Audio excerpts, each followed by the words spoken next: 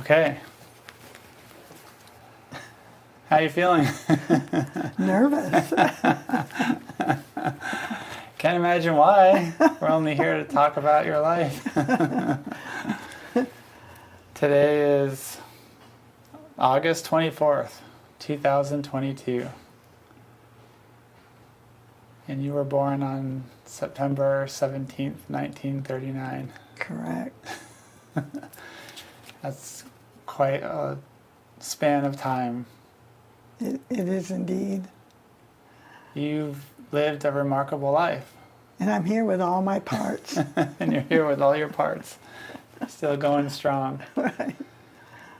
And we're here to celebrate your life and to have you tell your story so that we have something to remember you by when you're moved on to your next part of existence, and for us to relish your past in the present. And so the big question mark is, where do we start? And first question that comes to mind is, when you look back on your life, what's just kind of a marker for you, like something that stands out, something above all things, not because if it was important, just more or less a memory that comes to mind, because you've done so many things in your lifetime. Yeah, it would definitely be hard to choose a memory, and the highlights change at each stage of my life. And some things stand out more now, but from where I'm looking now, the thing that I most value are my grandchildren. And that was like a total surprise to me, how much a value my grandchildren have brought to my life and how deeply I respond to them. And how many grandchildren do you have? I have three. I have three grandchildren. I have a granddaughter, Kyle Love Kinghall, and I have two grandsons, Cameron Rain Kinghall and Damon Sky Kinghall. So that's great, and I can see why you value them. They're all beautiful souls, and they bring joy to all of our lives. And to look back on your life, besides your grandchildren, is there anything, like an aspect of your life or something that just comes to mind when you think about your past? Well, one of the repeating memories that I have is the surprise of my life, that when I was in my early 20s, I sort of had a vision of what my life was going to look like. And it's 5 to 10 times more interesting, more adventurous, more full than I ever could have dreamed. And although it, of course, has its heartbreaks, as all lifetimes do, it has joys. It brought me so many joys and so many experiences that I'm so grateful for. That's But wonderful. the biggest thing is the surprise. The surprise, like, oh my God, that's my life? So tell us a story of something that stands out. Something that stands out. Well, of course, my last business, my scrumptious cafe and bakery, was so successful, and I had a wonderful 7 years. And I didn't start that business until I was in my 60s. And it was really fun being part of the community. And people loved it. And we even were written up in the New York Times. I even had my picture in the New York Times holding a basket of muffins.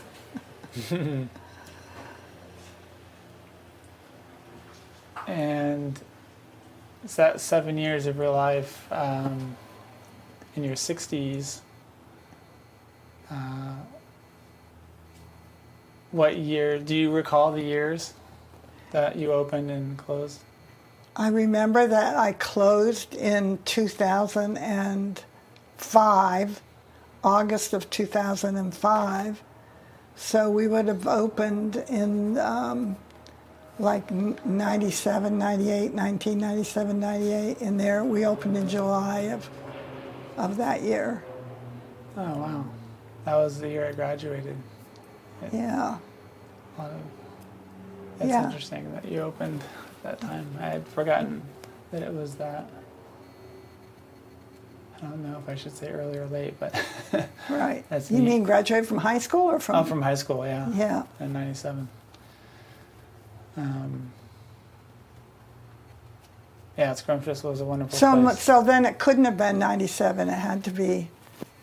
You can turn to that page if you want. It's on, if you can find 1997. It says what year. I believe it says what year. Maybe not.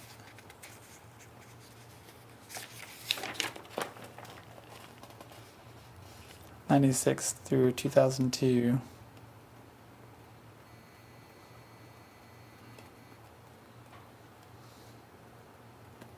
'98 opened Scrumptious. Okay. Yeah, 98. Okay. Yeah, 98 to 2005, that would be 7 years. Yeah.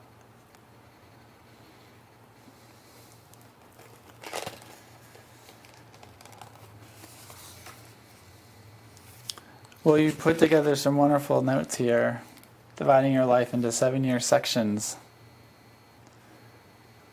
And I have a series of photographs to go through. There's a lot of them. I don't know if we'll touch on all of them. But before we start kind of at the beginning, maybe let's just bring up a photo Okay. and see Okay. what, That sounds fun.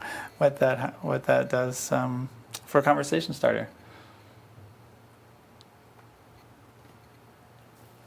So what comes to mind when you look at this photo? Oh, my. 1960, graduation.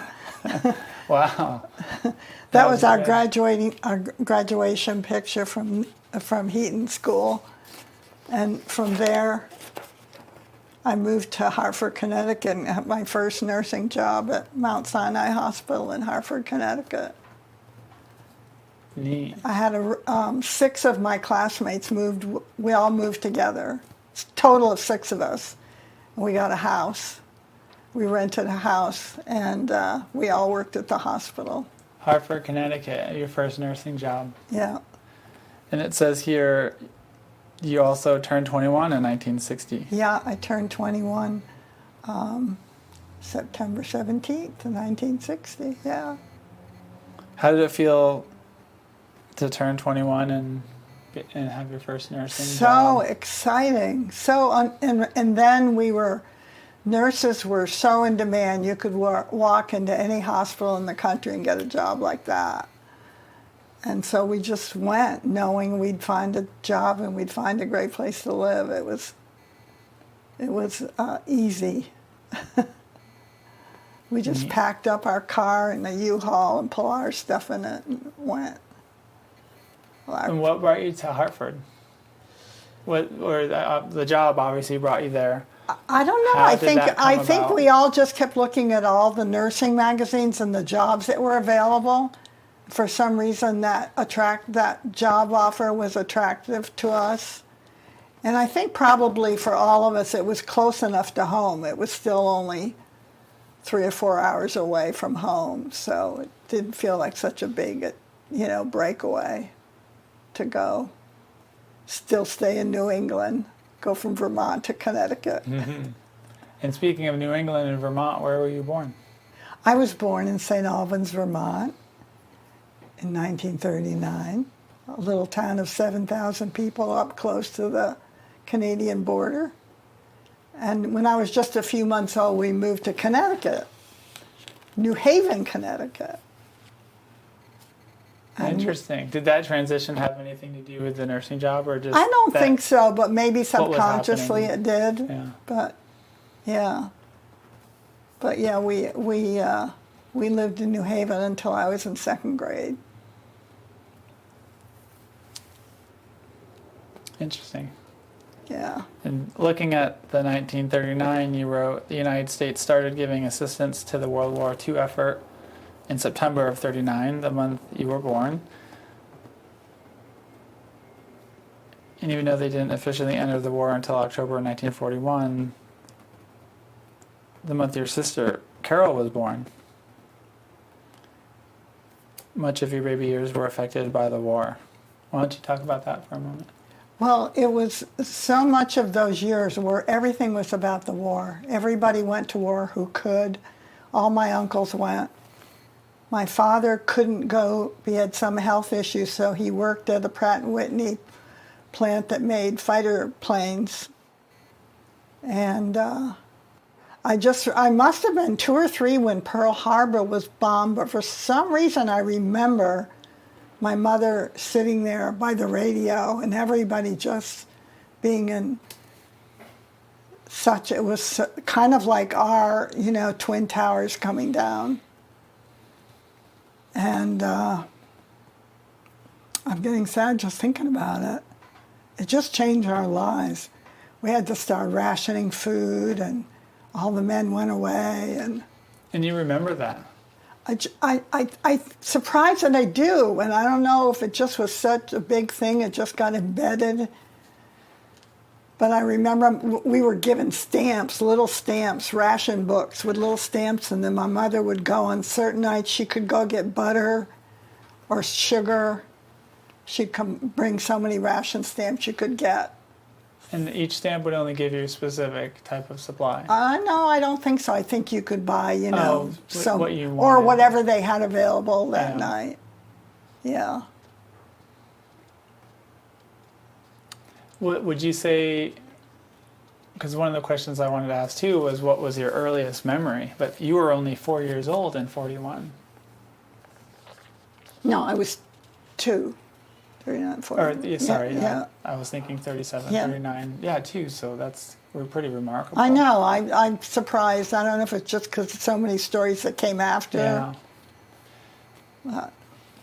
Besides the war and the hardships it put on you and the family, what are some of the joyous memories of your childhood from when you were younger than, say, 5 or 6 or 7? Well, the strange thing is there was also a really happy side of that time because we had a really sweet little house in this nice part of town, and all the neighbors knew everybody, and we all got together and we played in the street. It was just those times.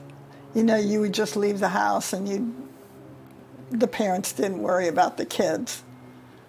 And I remember my father had beautiful rose bushes, and we had a big weeping willow tree out back that I used to love to sit under. And my sister Carol was born, my sister Janice was born before we moved back to Vermont. After the war, my father opened a business in Vermont, and that's why we moved back. He started selling Studebakers.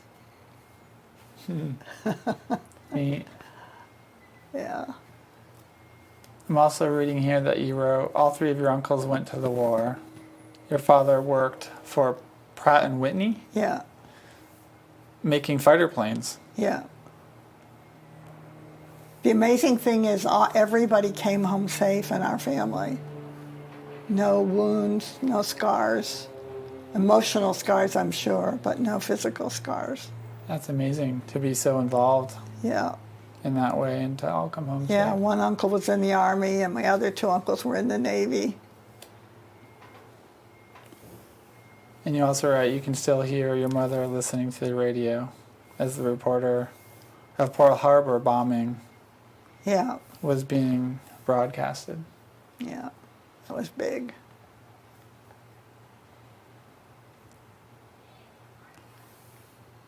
The year you started the 1st grade,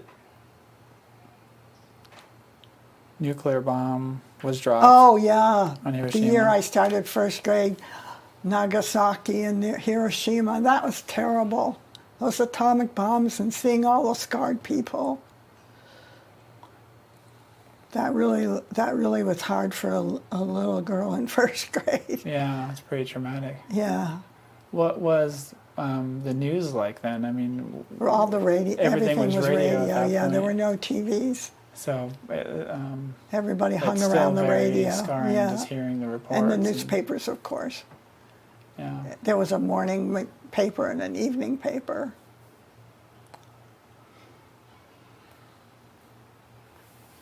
And of course, the nuclear bomb drop was the United States' answer to Pearl Harbor, essentially, which ended the war. They knew they could end the war, yeah. What a price to pay. You wrote, even though you were born in Vermont, we moved to New Haven, which you mentioned. You were an infant. In '46, you moved back to Vermont. Your father opened an automobile business selling Studebakers, which you mentioned. Over the years, the type of cars changed and got bigger. Your father did that until his death in 1977. He did that until 1977, and he died suddenly and unexpectedly, and that's the same year you were born. He died in March, and you were born in November. And speaking of, I'll pull up the next picture, which happens to be... That's your christening. my christening. Yeah, and there's your brother Justin. And there's my Dodge Dart. Was that your first car? No. I'd had a few. My father was in the car business. No, that was my Dodge Dart, and that's our house on Main Street. That's the first house that Roger and I bought. In St. Albans. In St. Albans, yeah. Very cool.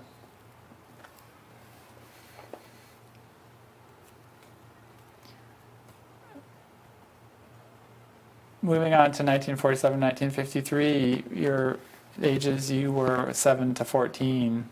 You write 3rd grade to 8th grade. By now, you had 4 sisters and 2 brothers. Yeah. That's a big family. Yeah, family of 7. I was the oldest. 5 girls, and then the last 2 were boys, Brian and Bob. During those years, you moved 4 times, all in the same town of 7,000 in St. Albans. And you loved the school, especially high school. Were you going to school with your siblings? Yeah, I was, but we were like so totally not aware of each other, even though we're only 2 years apart. We all had our group of friends. But we were all in the same school, yeah. Wow.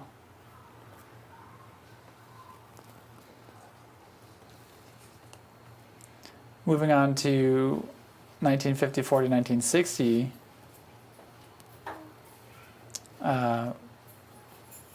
you being 15 to 21. In high school, you participated in everything that you could.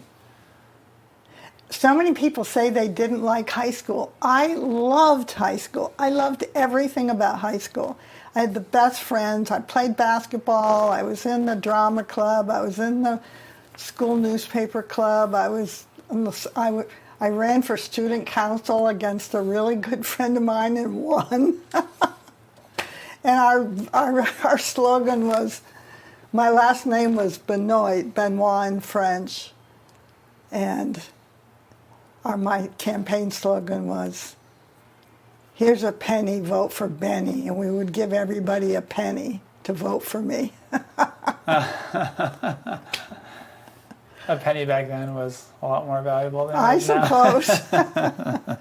A nickel could still buy you a big candy bar, and 12 cents could get you into a good movie. That's amazing.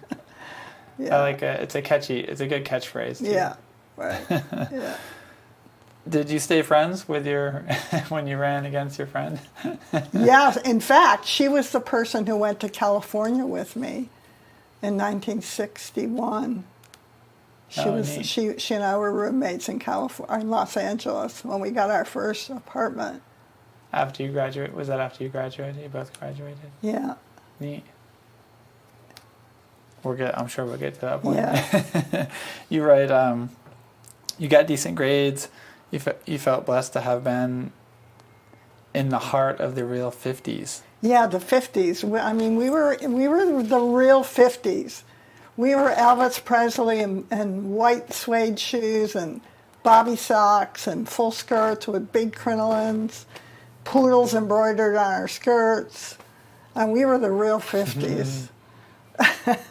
Just like we see in the We movies. just like started edging out of it when I got out of nursing school. Yeah, could start to feel the 60 vibe coming. Neat.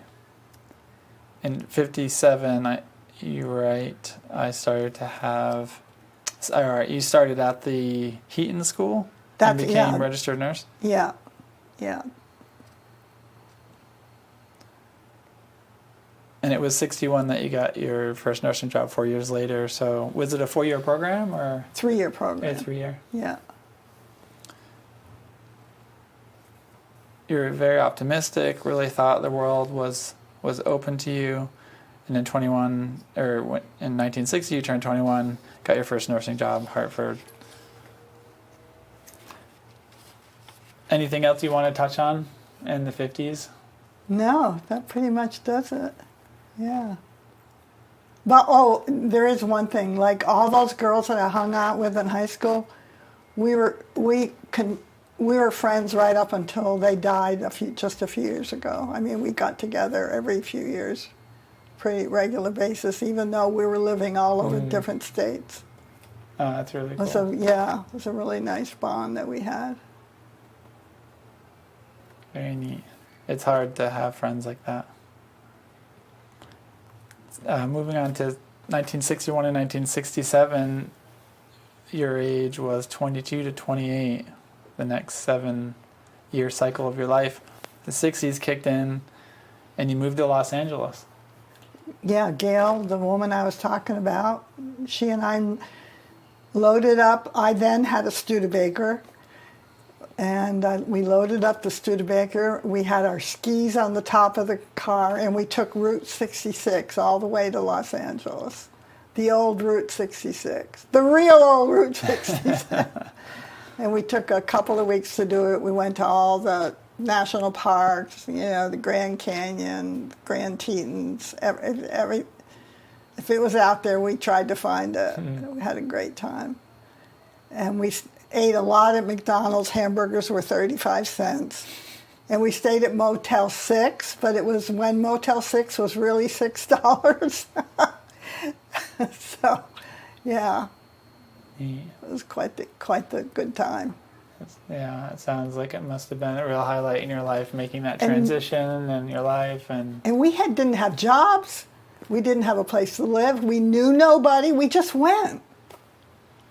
And that was in 60. That was in 61. 61. Yeah. So I'd had my year in Hartford and my first nursing job. 1 year there, and then that fall, 1 year later, we went.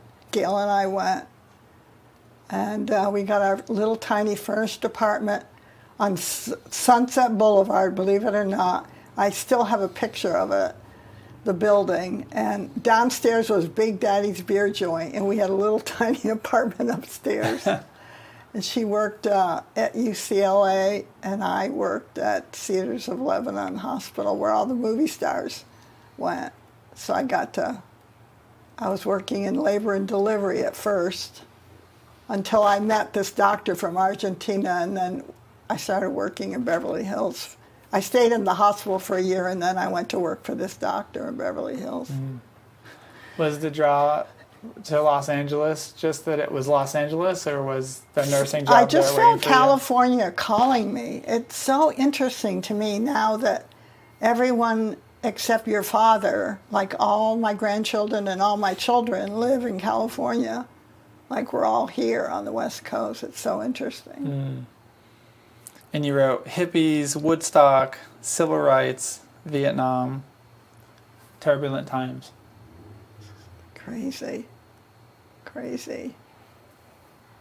Yeah. But I met Roger in 1961 or 62 at a ski club meeting. And he had just come from Canada, even though he had immigrated from London to Canada and then come from Canada to Los Angeles. And he decided to go to this ski club to meet people. And he introduced himself to me. Was it this ski club? Yes. As part of your, this is at Mammoth Mountain. And as part of your initiation, that's me and that's Roger. And the first week that you joined the ski club, you had to wear a prisoner outfit. And you had to ski all day. So it wasn't Halloween. No, you had to ski all day. And this picture was in Time magazine. They did an article on spring skiing. And then this picture was in Time magazine. Neat. That's pretty cool. So I've been in Time magazine and the New York Times. Oh, God. Very cool. You worked in the medical office in Beverly Hills, you mentioned that, or the wonderful doctor, Argentina. You met and married Roger King Hall from London, England, my father, and he's the guy right there in the corner of that picture, right? With the sunglasses This is him. Look, he's got his camera around his neck. It's an icon. Yeah. I still have that very camera. Isn't that amazing? Nikon FM, yeah. It needs a little work, but... He had been flying all over the world doing camera work from the back of small plane, doing geophysical surveys, trying to find oil. That was his employment. Very cool. Anyone else you want to talk about in that photo, or? This guy, Earl, worked at the, is it Vandenberg that has the big military thing down there near Ventura? Anyway, he worked there. He was some kind of engineer, and they had an explosion, and he died in that explosion. Oh, no. Everybody else, the faces are familiar, but I don't remember any stories about them. We're going to see what's up in next year. Oh, my goodness. There you are, Christopher. Oh, my goodness. So let's see, you came home from the hospital in January, and this is obviously summer. So look how tiny you are, even at like 5 months old, 5 or 6 months old. I think that was up at the falls at Jay Peak. Oh, neat. The photos, for the audience, just so they know, they're not in chronological order. They're completely random. Yeah. So they make it a little more interesting. Yeah, I think it is interesting to have it just pop up. But you wrote here, and during this 7-year cycle, I'm just going to jump to the next photo. Oh, yeah. That's my grandfather, Bert. He's holding you, just home from the hospital, and he died a month after this picture was taken. He was a wonderful man. And so this photo is about 17 years ahead of where we are. Yeah. In your storytelling. Look at your little sweet face. Oh, Oh, we jump to the next photo. there's Justin. I don't know what was going on there, if he was heading to school or what. Looks like he's ready for winter. Yeah, definitely ready for winter. He say he's about, how old would he say he is in that It's hard photo? to say. 5 or 6 or 7, I don't know. You put down in your life story here, you were married from 1964 and got divorced in January of 1984. A spectacular 20-year adventure. You moved to San Luis Obispo so Roger could get his architectural design at Cal Poly. You became a nurse, a manager for... The county hospital. The county hospital in hospital? San Luis Obispo, yeah. Oh, okay. Yeah, Roger was in a 5-year architecture program at Cal Poly, and I got this awesome job. I made so much money, oh my God. We were so well off. We had such an amazing 5 years. We had a great place to live. We had good friends. We skied, we studied, we worked. We went to Europe for 6 weeks and spent time with all of Roger's family. It's just, he worked really hard to get that architecture degree. It was, They say it's the hardest degree after medical school. He was a good student. He did well. Oh, you did write that in 1966. You spent 6 weeks in Europe getting to know Roger's family. And moving on to the next 7-year cycle of 1968 to 1974, the ages that you were 29 to 35. In 69, Roger graduated at Cal Poly. You mentioned that. And moved to St. Albans, Vermont. So you moved back to St. Albans. Vermont always pulls me back. It turned out it was really good. I was there close. That house on Main Street that we bought was like 2 blocks from my parents' house. Both my parents were still alive. So I got to participate in everything. They got to be part of everything. And everybody knew everybody, and everybody knew my father because of his business. And I was known as Albert Benoit's daughter. Oh, you're Al Benoit's daughter. Later I became, oh, you're Roger Kinghall's wife. So, yeah, St. Albans, oh my goodness. Because your father was running car dealerships, and Roger opened, and you opened. Roger got really into pottery. He had a kiln and a wheel in the basement of our house, and he just loved making pottery. And he would go to school and go to his architecture job in Burlington, working for Ralph Brannan. They designed hospitals. And he got kind of bored with that job. So we decided that if I kept my job and he quit his job, we could open this gift shop and he could make pottery. And that's what we did. We opened this cool gift and decorative accessory store, bought a building, bought this commercial rundown building, fixed it all up beautiful. And yeah. Very neat. You wrote Neil Armstrong set foot on the moon. Oh yeah, that's a great story right there. That happened. That happened the month we got into Vermont. Like Roger graduated in June, and I think the moon landing was June or July. And my father had rented us a little cottage on the lake to live until we bought our house. And everybody's gathered for the moon landing, and I could care less.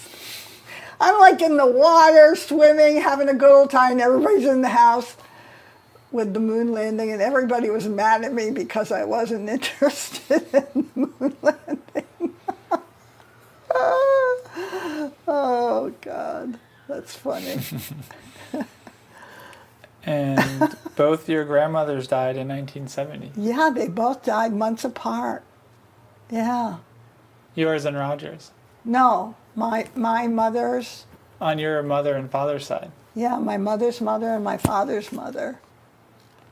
No, Roger's grandparents had been long gone. Yeah, that was quite the thing to lose both my grandparents. It was impactful on me, but it was especially impactful on my parents to lose both their mothers just months apart like that. Yeah, I can imagine. Gosh, I can't imagine. You wrote, Roger got a job in Burlington, and you worked at a local hospital in St. Albans? Yeah, for 1 year I worked in St. Albans. And Burlington's like a 45-minute commute or so? Yeah, give or take? 30-minute commute. We were very close to the freeway entrance. We were like half a mile from the freeway, so it was easy. Straight shot to Burlington, 28 minutes usually. And and then I got a job at Fanny Allen in Winooski. So we would drive together. Which is right next to Burlington. Yeah, it's like, yeah. So you guys drove together when you We'd went to drive work? together in the Dodge Dart. Your Dodge Dart was still going? Well, maybe by then we'd gotten that big old... Yeah, by then we had gotten that big van that Roger had. Remember the van he had? Yeah. That big... It was The Volkswagen? It was tan when we bought it, yeah. No, not the Volkswagen. The big Dodge. That big Dodge one. Oh, the big brown one. Yeah, yeah. Yes. I would curl up with that as a youngin', because the engine compartment was between the driver's seat and the passenger Right. seat, and I remember laying there because it was warm on my blanket.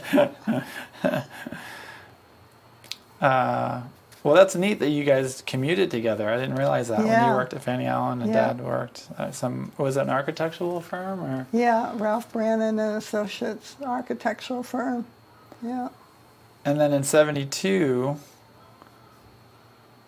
on March 9th, Justin Arthur King Hall was born. Yes. Yes. I had natural childbirth and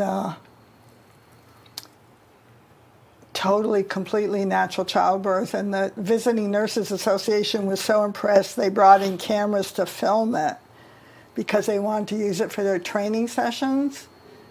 And, you know, they asked our permission and everything. And so How did that make you feel? I was fine. I was like, yeah, I was in pain. I didn't care. I was like, Oh, they asked you when you're already in labor. I don't know if they asked us when we went in or what. It's all kind of a blur. You're But like, just get it over with, right? the funny part about it is for years after, I would meet people on the street and they say, oh, I saw you. I saw you in the birthing class. Because they'd be going in for birthing. They instruction. use that video for the birthing classes, teaching people how to have natural childbirth. Wow. Wow. In '74, you bought a commercial building in St. Albans, the Federal Establishment, which you were talking about. Yeah. A gift decorative and accessories retail store. Was that challenging, opening it? No, it was totally fun. We knew someone in Burlington who had the best shop, and she was very friendly and helpful to us. And she told us, we went to New York and we just found this place. It's like 10-story building on Fifth Avenue that had everything, and we just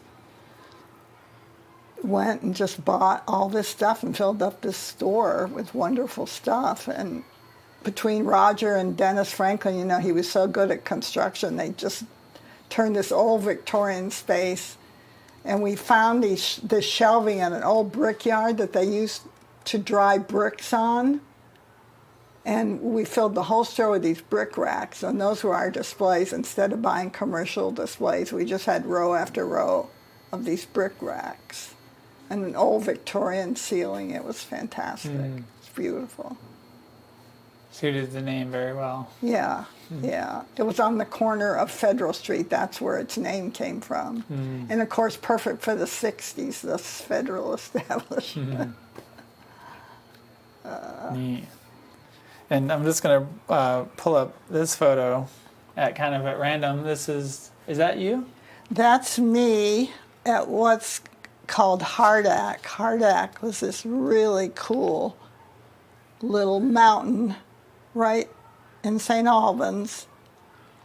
You know where Grandma lived, but when she died, that house at the top of Bank Street? Well, if you went left there on Smith Street and kept going, you'd come into these walkways that take you up into this little mountain called Hardack. It had a rope tow for skiing, and we'd go hiking there every chance we could get. It was beautiful.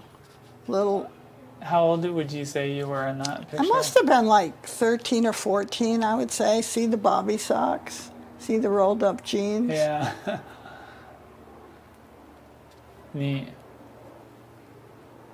Oh, And there's your father holding you. We're still in the hospital.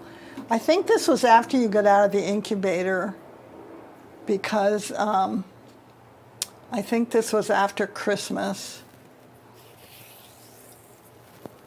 Yeah, it must have been, because I think... Because they let us move. They let us move you from the hospital in Burlington to the little hospital in St. Albans, where you spent the last 10 days of your hospitalization. And I think that's where we were, at Curbs Memorial Hospital here. Mm. Look at Justin, he's so proud of his little brother. And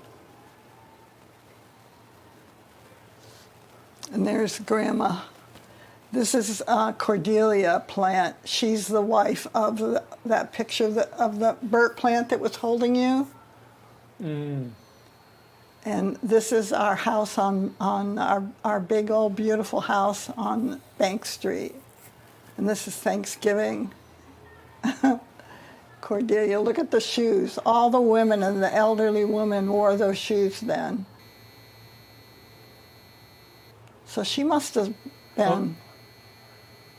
She must have been in her late 70s, early 80s in that picture. That's my first real boyfriend. That's Wayne. Wayne Larry. It says November 57. Yeah, my senior year in high school, we started dating. Navy man? Navy man, yeah. He was a little older than me. I think he was 1 or 2 years older than me. And he was at home on leave when we took this picture. Neat. Oh, that one got upside down. That's the old picture of Benoit Motor Sales. That had to be in the 40s. Look at that old car parked in front. So look, see the sign, Studebaker? Yeah. Benoit Motor Sales. Yeah. Oh. This has to be after Roger and I split up, because this was the Maple Festival. Mm. That was in St. Albans. That was in St. Albans, yeah. In the park. In the park, in Taylor Park.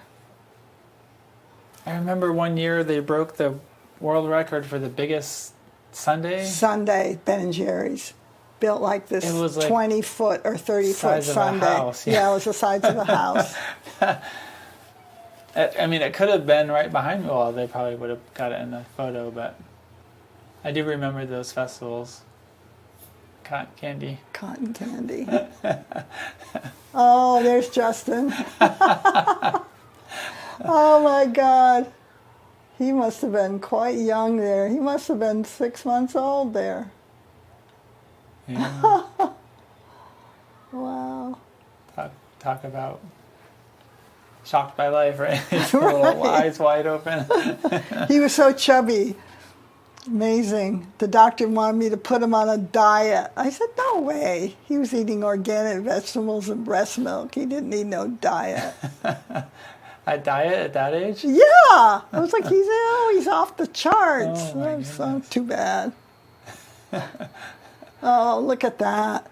This is at, my mother and father bought this house down on the lake. It was the coolest house. So you weren't born yet, because my father was still alive. And this might have been the last year of his life, yeah. Now it's Lake Champlain? It's Lake Champlain, yeah. So Justin's about 4 or 5. Yeah.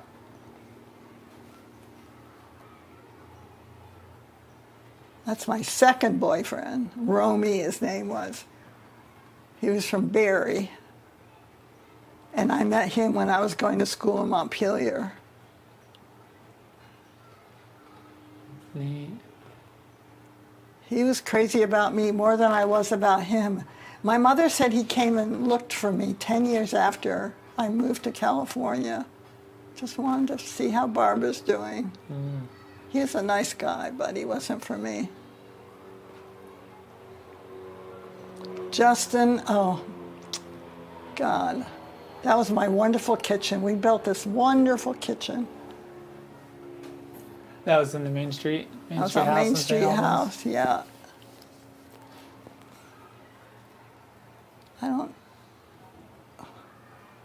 I don't know if you were born yet. I don't think you were. Look at all my cookbooks. Oh my God. Who's that? That's me at Cordelia's house, my grandmother's house on Lake Street. I don't know if it must have been Easter. My mother used to get us these best outfits at Easter. I love the hat. Isn't it great? It's not a hat, it's a bonnet. Oh, bonnet, sorry. Look at all those these are all little Yeah. tiny buttons, and they're all covered with cloth, and they have a little cloth loop that goes over. Oh. Do you have to, so you have to put the cloth on over the button after you button it? No, to button it, that's what you do. You pull the little cloth loop over the little round ball. Oh, got it. Can you imagine how long it took to put me in that little cup? Oh. There's Wayne again. That's Wayne. And that's that fabulous Bank Street house that we lived in. This is the carriage house. This house was owned by some very wealthy people from New York City, the Wise family. They were publishers, Wise Publishing, and they built this incredible house in the 1900s. And this was the carriage house. Up here where that window is, there was a full-size basketball court with real hardwood floors and standard the whole thing. Was that the one that you just sent the link to Justin and I a couple years ago? Yes. It was for sale? Yes, it was for sale. And because it was so big and so elaborate, nobody wanted to buy it. It was on the market for a really long time, so my father finally bought it for $25,000. It had 10 rooms, huge living room, a butler's pantry, a maid's pantry, formal dining room, huge double living room. How long did you guys live there for? Well, we lived there until Roger and I got married. So we bought this house in the year Bobby was born. So that would have been like 50, 52, 53. And we lived there until... and that was with all your siblings? Everybody had their own room. We had 6 bathrooms. It was crazy.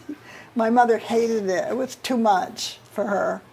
But Too much to manage. Clean and cook and we loved it. So how many people with your parents and all your siblings living in there at one time? 9. Yeah. No. Yeah. 7, 9. Yeah.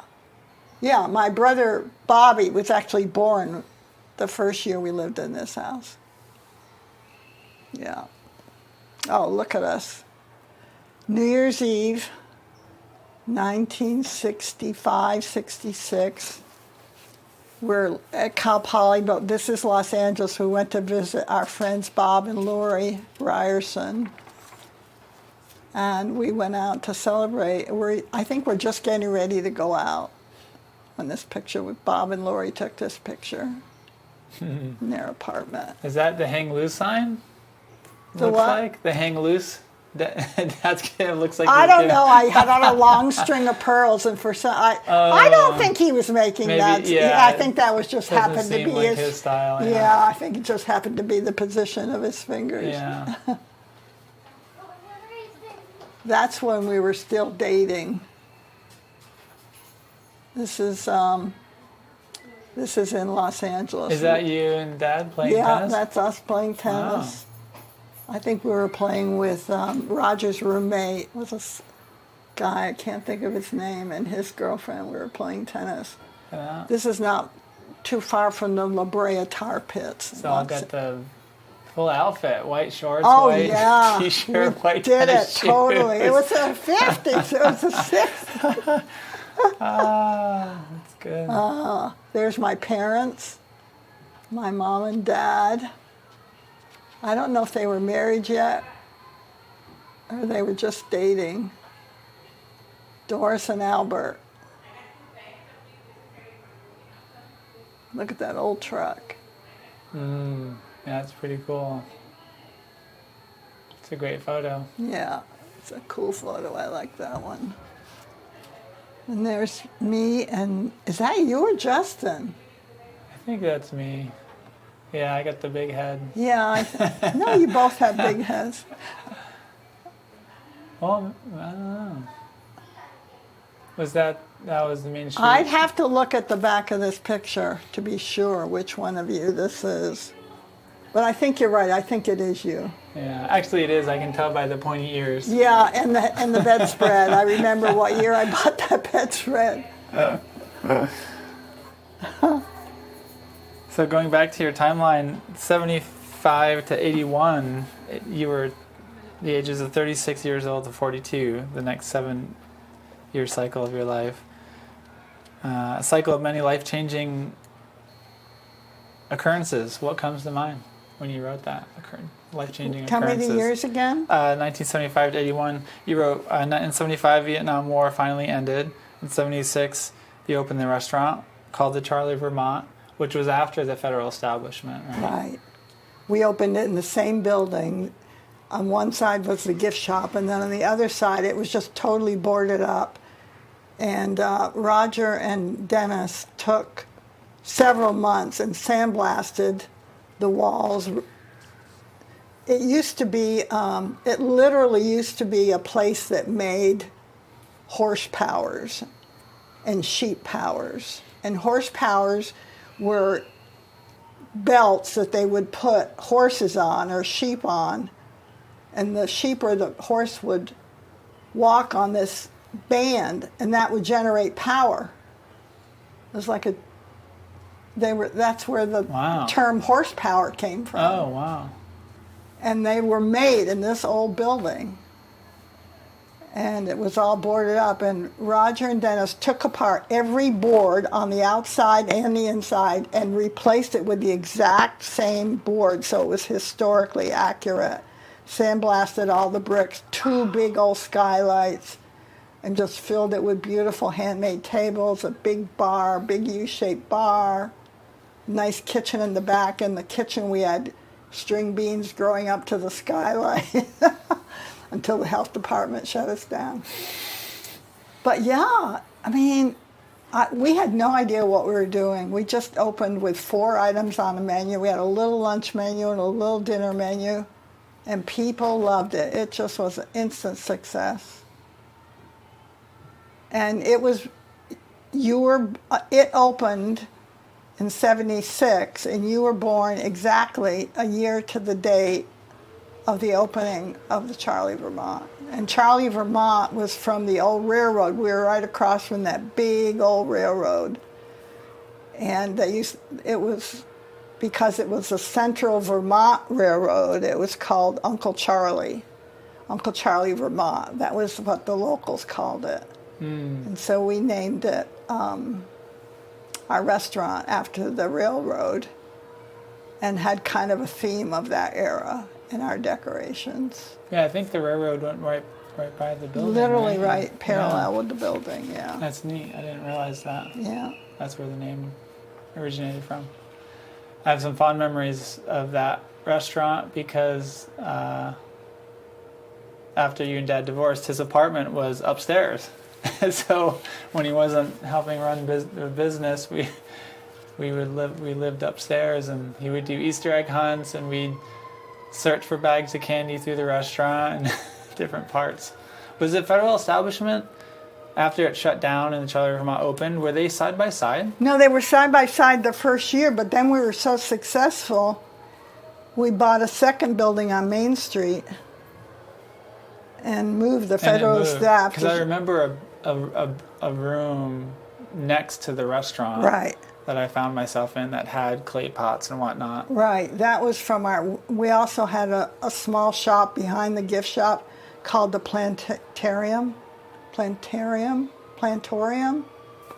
where we sold plants, and we had a little waterfall and all. That was when houseplants were just coming into fashion, so we did a whole plant thing back there. Neat.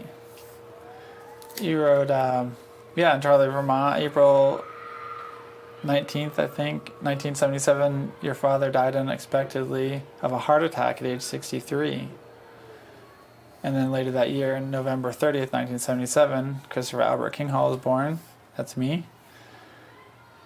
Premature. I was premature and 2 You were pounds, 2 pounds, 4 ounces, 4 ounces when you were born. The first 6 weeks of my life are spent in the hospital, pretty much in an incubator, right? Yeah, the first month you were in an incubator, and but you did really well. You were a really good preemie, and the nurses took such good care of you. And what's interesting about that is that was at Fanny Allen, right? No, that was at what's now called Fletcher Allen Or Healthcare. Fletcher Allen. So then Fanny it was, Allen. Then it used to be called Mary Fletcher. Fanny Allen was still in Burlington. Fanny Allen was in Winooski. Or Winooski. Yeah. Fletcher Allen was in Burlington. Yeah. And many years later, when I lived in Burlington and graduated high school, I started working at the hospital. And I met the woman. I was taking out trash in the hospital. And I would work in the ICU pretty regularly. The intensive care, or neonatal intensive care unit, yeah. NICU, right? In NICU. And I met the woman who took care of me as a preemie. That's like, what one a day story. One day I was taking out the trash and I was admiring these babies in the incubator in awe. And this woman, I think, saw that I was kind of intrigued, and we started talking. And she saw my name tag, and She remembered your she name? remembered me. I think I said I was a preemie. And then and she's like, "Oh my God, I helped take care of they you." especially remember the babies from that era because it had just opened. We were so lucky. There wasn't even a NICU. If you'd been born the year before, there wouldn't have been a NICU. Oh, really? So Was that because there was just a lot of NICUs weren't a thing then. Yeah. And It just became a need. yeah, they of didn't the expect hospital. 2-pound babies to live back then. And then they started realizing that people were at home were putting these babies in shoebox next to the wood stove, and they were surviving, and they thought, oh, we can do that at the hospital. Oh, wow. Perfect timing, I guess. Amazing. Amazing. In 1978, you expanded the restaurant? And Yeah, we bought a expanded the second commercial restaurant. We building? built another dining room off to the side there, and that's when we moved the federal establishment up to that building we bought across from Taylor Park. That was the most beautiful gift shop. Oh my God. All those businesses are still going today. They're different names, but they all exist. And in January of 78, your grandfather, Bert Plant, died. Yeah, Bert died right after he held you there in that picture. And in 79, you celebrated your 40th birthday by sailing on Lake George for 4 days. Oh my God, we had the best time. Dennis and a friend of his got this big sailboat, and we just sailed around Lake George for 4 days. It was unbelievable. And Lake George is in New York, right? Yeah. Is that where Dennis was living at the Yeah. time? Well, he was probably living in the house that Roger has now. Oh, right. Right. And this cycle ends with Roger and you separating in January of 81. Well, yeah, Roger and I separated of January of 81.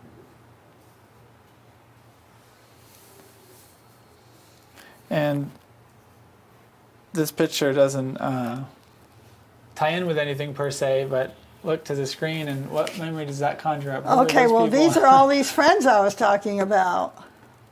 That's Kay Reedy. She's not on this earth anymore. Linda Soul, she's not on this earth anymore. Dick Reedy, Kay's twin brother, he was such a wonderful guy. He got all A's all through high school. Went on to become a college professor of antique English literature. Leonard Trombley, Kay's love, although they never ended up together. She was crazy about him. Dave Lemna, I saw him at a high school reunion about 10, 15 years ago. I don't know who that is. Oh my God. Thank You can you. see how happy we were. We had such a good time. We Yeah. loved high school. Was that the prom? That was the prom. I think that was our junior prom. I think that was our junior year. Maybe it was our senior year. I'm not sure. Look at the white gloves. Oh. Oh my God. This is graduation week. Look at those dresses. Look at the crinolines. We probably had 3 crinolines under there. That's me. That's Phoebe. Phoebe lives in Arizona. And Gail is the one I went to LA with. It was my roommate that worked at UCLA. She's also not on this earth anymore. This is at the corner of Lincoln Avenue. What were you guys all dressed up for? There was this thing called class night, 2 nights before graduation, where they'd go and be all these speeches. I forget what its purpose was. Look, we had hats and gloves. Isn't that hysterical? 1957. Okay, there's Bert and Cordelia, my grandparents, my mother's parents. And Bert only has one leg because he had some kind of an accident, and it was before antibiotics, and they had to amputate his leg. I think I must have been around 10 years old when that happened. That just tore me up so bad. I had nightmares of being chased by a saw for a year or 2 after that. Wonderful people. They were such good grandparents. Descanso and Larissa, and right here is Sunset Boulevard. That's me on Easter Sunday with Warren Seltzer, my first California boyfriend. Warren Seltzer, that's a neat name. Hat and Cool gloves. outfits, yeah. There's Justin's bedroom on Main Street. Justin doing his artwork. He just kind of like paved the way. It's interesting that he bought the exact same setup for Cameron. Oh, yeah. Yeah, the paint set. Yeah, and the easel and the whole thing. Oh my God, that's high school. That's me on Hathaway Point, down at the bay, Lake Champlain. Lake Champlain. Yeah. Cool outfit. That's a swimsuit, right? Yeah, that was a swimsuit. And there's my dad. This is in Connecticut. This was his first little car business. He did body and fender work. I don't know if this was... Simonizing was a fancy kind of waxing that they did. I don't know if this is before the war or after the war. It must have been before the war because he looked so young. It must have been when we first moved there, before he went to work at Pratt & Whitney. This is in a little town called Hamden, right outside New Haven. Another connection to Connecticut. But I can kind of see you in his not exactly his looks, but his sort of presence. Can kind of see you there. Well, it's neat that there's a 77 in that photo. Oh my God. The year I was born. I never noticed that, passed. Christopher. Oh my God. That is totally amazing. He died in 77. You were born in 77, and 77s are your lucky numbers. Oh my God, that's amazing. I never noticed that. Wow. And you're right, from 82 to 88, the next 7-year cycle of your life, 43 to 49 years old, another cycle filled with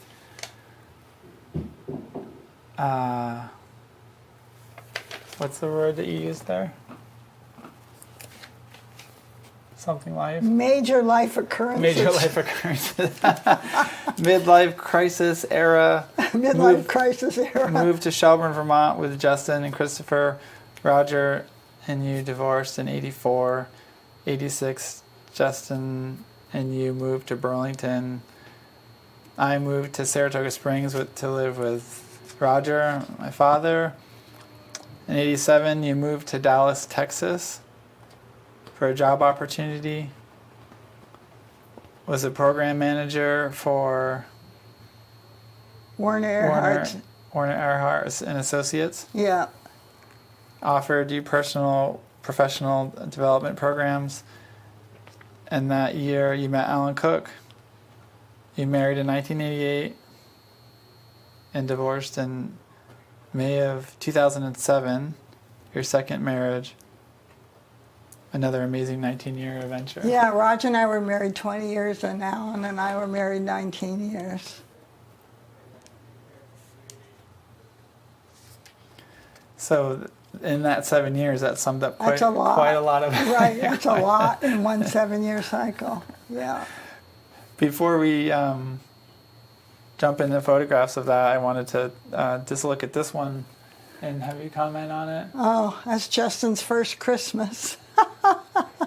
I love that outfit. And that's Bert Plant with his one leg. Oh, this is my mother's house. This is a house I was talking about that where they just lived a couple of blocks down from our house on Main Street. This was on South Main Street. You know who that is? That's Janice. That's Janice's ex-husband. What was his name? Larry Young. Oh. I was going to ask if it was Brian or Bobby. No, that's brother. Larry Young. I'm almost sure it is. Yeah, that was Christmas Day. Wow. He sure does have the Christmas outfit on. He does. Look at that smile. See how chubby he is? Yeah. Healthy baby. Oh, wow. This is the zoo in Montreal. This was, I'm not going to be able to think of her name. She was our favorite babysitter. She lived right next door to us on Main Street. And that's Justin. What does he have here? A kite, must be. Must be. In the back of a pickup truck, maybe? Or next to a car, maybe? It looks like you're sitting in something. Looks like my Dodge Dart. That's a black. No, it wasn't a truck. Maybe you're sitting on the... I think we're sitting on the trunk of the the Dodge Dart, yeah. Oh, there you are. You're right, that was you. Because look, there's that same bed and same linens. So you must have just been home a few months. Yeah, starting to get my strength. Mommy in bed with her 2 boys. Wow. Dad must have took that shot with his Nikon. Yeah, probably. Probably. And there's that picture again. Did you have that in there twice? No, I think it's another one, different angle. Oh, okay. Yeah, but you can see how small I was, man. Yeah, you were tiny. My head was not big. Your foot was a big half of my thumb. Your feet were. There's our wonderful Main Street house. That's Zoe, our little cockapoo. Was that my first car? Could be. Look at all the plants I had. Oh, yeah. My God. Neat. Here's Warren Seltzer again. The big old car. That's cool. Of the era. Looks like a Ford. Those were the cars of that era.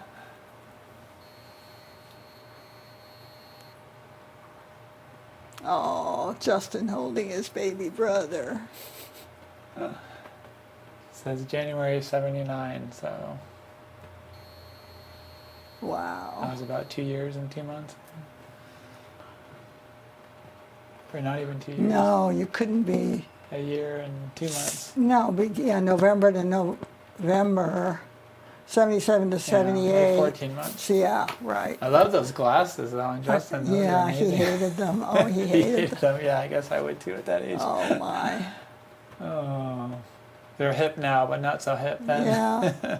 There's Justin and Roger cleaning up the yard. Oh, Roger look at bit that. that fence. Our property was 50 feet wide and 150 feet deep, and he built that fence all around. Oh my goodness. Dug each 150 feet dug deep? each pole down. It didn't go all the way back. I think after it got maybe a third of the way back, he used wire, the last part. But every pole, he dug a hole and poured concrete. Man, talk about a task. They're- I love the matching The wheelbarrows. matching wheelbarrows. Don't you love it? Oh, that's great. There's Justin down in the brook. Oh, cool. Looks like he's got the I waterproof think boots he on must and have gone looking for a pollywog or something. everything. Yeah. Oh, wow. This is England. That's Bill. That's Barbara's boyfriend. This is Barbara, Roger's sister. Now, their last name was King because Roger got the Hall when his mother remarried and married a man named Harry Hall. Because when he wasn't of age, he had to take both names. So that's where the King Hall came from. So the two Barbaras and Bill and Roger at the Cock. We went pub hopping. Cool. I love that hat Dad's got on. Oh, he got that hat in Guatemala. He wore that hat. Oh my God. Pretty cool picture. Oh, Christmas Day, 1960, whatever. Was it 61 or 62 that we met? Anyway, this was like our first real date on Christmas Day. He invited me over for dinner, and he made boiled potatoes and Spam. Oh, Is that Roger King Hall or what? doesn't sound like him. And you know what? I was so impressed with his English accent, I didn't care one single bit. That was before he got into the restaurant business, I guess. Oh yeah, he was so suave, and because he traveled all over the world on that flying job, he would get a little pitcher wherever he would go. He had them from Greece and South America and Alaska. Had little carved Eskimos from Alaska. It was like I was totally enthralled. Look, I have a corsage on, a Christmas corsage. Yeah, it's a nice outfit. Where was that? That was at his apartment. He had a swimming pool right over here. Oh. Neat. In what town? In what city? This is Los Angeles. Oh, Los Angeles. Right? We both lived right in the heart of LA. Oh, that's right. You guys met in Los Angeles. Yeah. Neat. There's Mom and Dad again. Oh, yeah. I think I doubled up on that photo. And there's Roger and I at a luau. He loved costumes. He made himself into a Hawaiian hula dancer. He grew hair miraculously. He grew out of it. lots of hair. Oh, wow. That's you right there in that black basket. Really? Taking a nap? Yes, you are. So, okay, let's see how this goes. So Dad dies in March. You're born in November. And then my mother has to go to Florida because she and my dad always spent winters in Florida. So we had to all go down to Florida to help her sort things out. And so that's me and all my sisters, except Carol didn't go. So that's me, and Carol's not here. And there's Janice, number 3, Judy, number 4, Jackie, number 5. And this is Daytona Beach. Oh, you're in Daytona. We're in Daytona, yeah.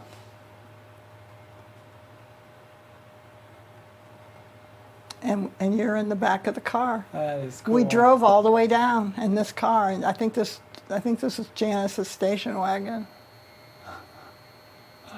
This must have been my mother's car because it's got Florida plates.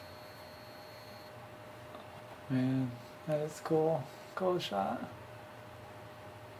And there's our kitchen on Main Street, and that's you and Justin. There's my little desk in the kitchen. Look how happy you look. Yeah, I was all comfy in that blanket wrap. I think this was, I was home from Hartford when I had my nursing job in Hartford. I think I came home for my friend Linda's wedding. I was getting ready to go to the wedding, and my mother took this picture. This was our side yard. Look at those beautiful spruces. Oh, wow. Yeah, it says 61. Oh, 61 there it is, there. right there, yeah. Yeah, it's a great shot with the matching flowers and matching dress. This is Mom and Dad's 35th wedding anniversary. I gave them this big party at my house on Main Street. And that's my brother Bob. So that would have been, what year does that say? 73. 4 years before I was born. About, I was so probably glad I Justin did was about that. a year old, maybe? I did the best food that day. We had a big meal outside with roast beef and shrimp, and it was awesome.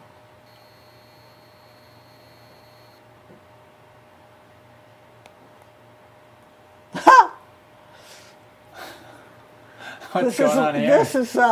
This is Los Angeles, and every year they would have this thing called Fasching. I think it was an Austrian thing, some kind of celebration, and you came in costume.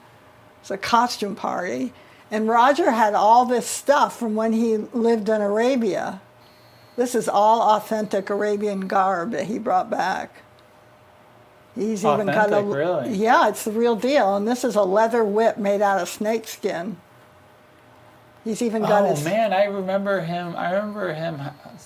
It was having white. a whip like Yeah, that. it was when white. I moved in with It him. was all woven. In Saratoga. Yeah. I didn't realize that was like. Who knew back then all the inferences that would have? You know, back then we didn't think anything about that whole Middle East scene. Right.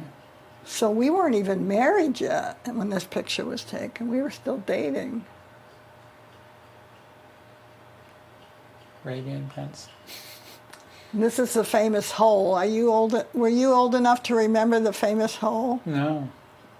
Roger didn't like our yard, went up on a big hill, and he wanted some privacy, so Dennis brought in a backhoe, and they dug this big hole in the backyard and made a patio, and he fenced it in and built little benches so Roger can roll. Like a little cubby in the backyard. Yeah. And there we are having our special Chemex coffee. Is that Zoe there behind your chair? Or one of our dogs? I think that might be Georgie Girl. Georgie girl. She was the mother. Georgie Girl was a little bigger. Could be Zoe. She looks a little ratty.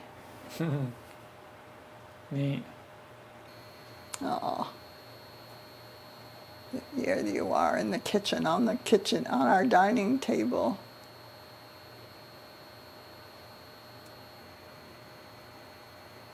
Wow, that's my father with Justin. That was very shortly before he died.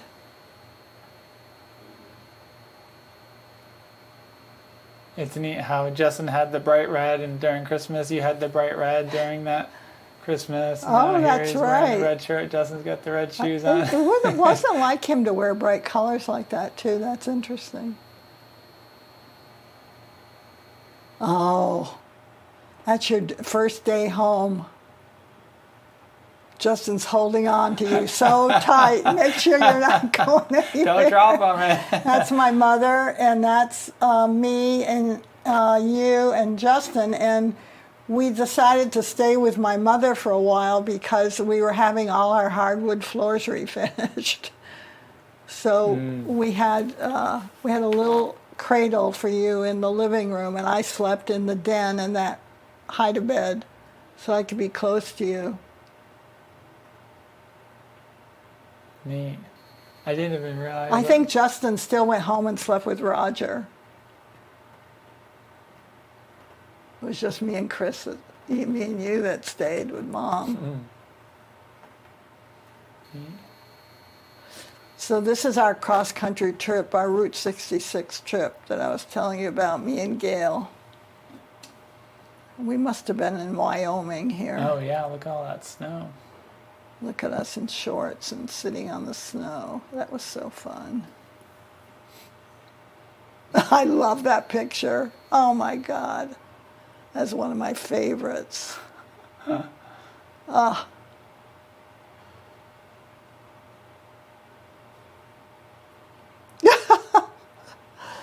We were in some kind of it wasn't a bike race exactly, but it was some kind of thing where you go so many, then you have to do something, and I forget what they called it. But anyway, it was all part of our ski club adventure. And this is my roommate, Fran Carson. She had the most beautiful apartment, and she let me rent a room in the back of it. And there's Roger with his Guatemalan hat. I wonder if he's got that. Yeah, look, that's that white snake whip. And is that he's sporting a mustache, like a really? Yeah, I thick think he had a mustache for a while. Was that real? I don't know. He did have a real one, but off and on. But I don't like think a that darker one's color. real. That one might be a fake. Oh wow, that's me in New Haven, Connecticut. I must have been in 2nd or 3rd grade. So that must have been part of the draw when you went back as a nurse, because you had lived there prior. Maybe. I never thought it was, but you never know. Do you remember when that shot was taken, or where, or why, or what you were doing? I remember nothing about it except that I had braids tied up in my head, and I remember I hated it when my mother braided my hair because it always hurt. But it was a little plaid skirt with straps that came up. I still had all my baby teeth, so I must have been young. This is Barbara in England. That's part of our trip. She later gave me that basket. I had it for years. I carried it around for years. That's us in England. They gave us silver candlesticks. I think Justin has that tankard. Yeah, is that Guatemalan hat? That was in Hartford, Connecticut. That was at Mount Tom, a little ski area.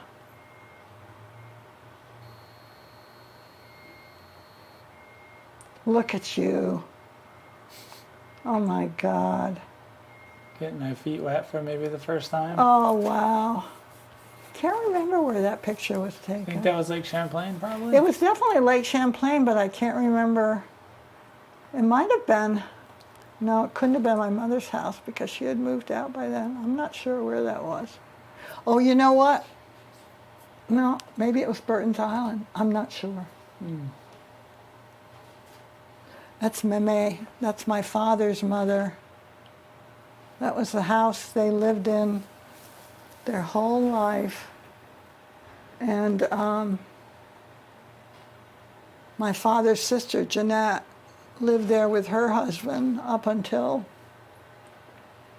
about 10 years ago, when Aunt Jeanette finally died. I was all in St. Albans.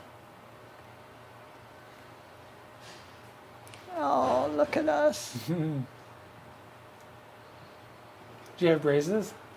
I had braces. I got braces for the second time. I had them in high school, and then my orthodontist always said he'd wished he'd pulled 2 more teeth. He pulled 2 when I had them the first time, and then he always said, oh, I wish I'd pulled 2 more. So I said, okay, pull 2 more and give me braces again. Mm.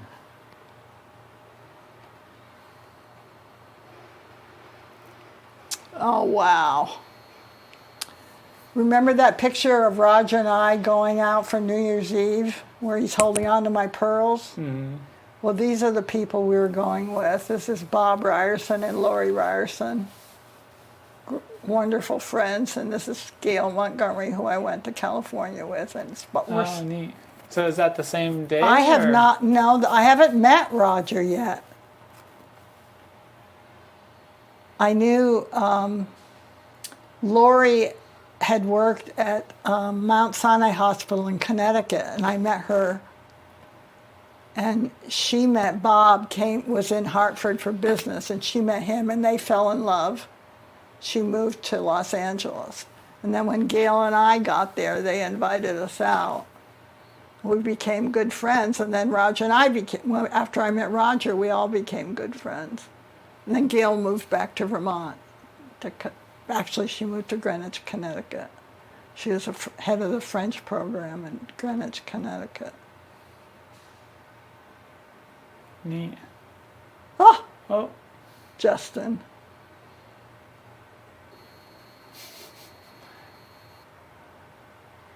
Looking for his thumb. Fresh to the world. Look, he loved his thumb. That's definitely Christopher.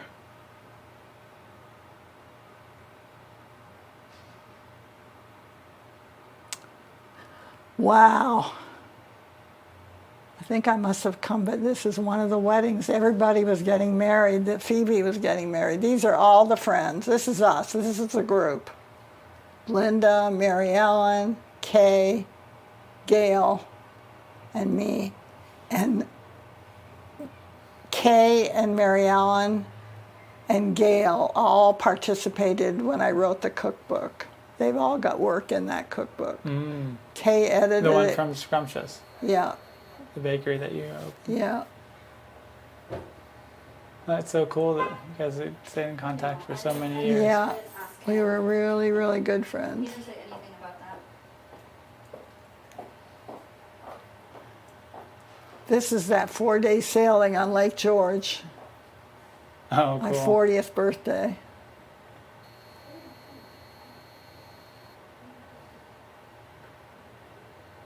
High school. Barbara, Gail, Judy, Kay, Bill, Alan, Dave, Andy, Dick, Jim. Wow.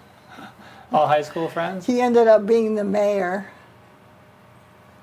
He ended up being some super duper scientist in some laboratory somewhere. Bill passed early, got some kind of weird cancer. What was the occasion? It was some picture for our yearbook. Mm. I'm not sure who we were. I think we were the Mercury staff. The Mercury was the newspaper, the school newspaper.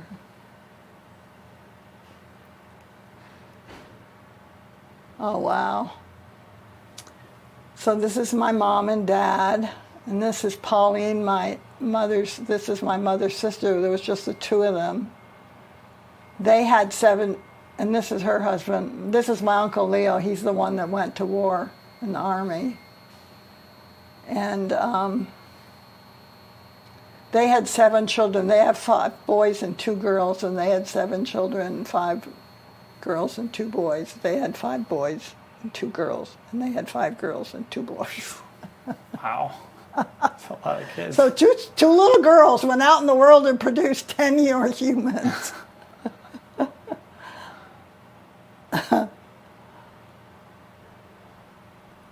That's my graduation from Eton School. It was such a big deal back then to get that cap. Every year you got a different size ribbon. So was that nursing school? Yeah. Okay. Because when I see this picture, I affiliate it with nursing, but Yeah, not this was high my school official graduation. This is the picture that was in the yearbook.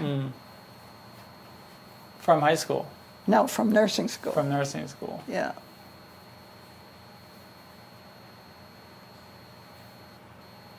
And there's Roger at his apartment that he had with the other guy whose name I can't remember. In Los Angeles? Los Angeles, yeah.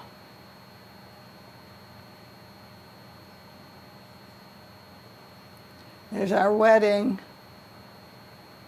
Lilies of the Valley.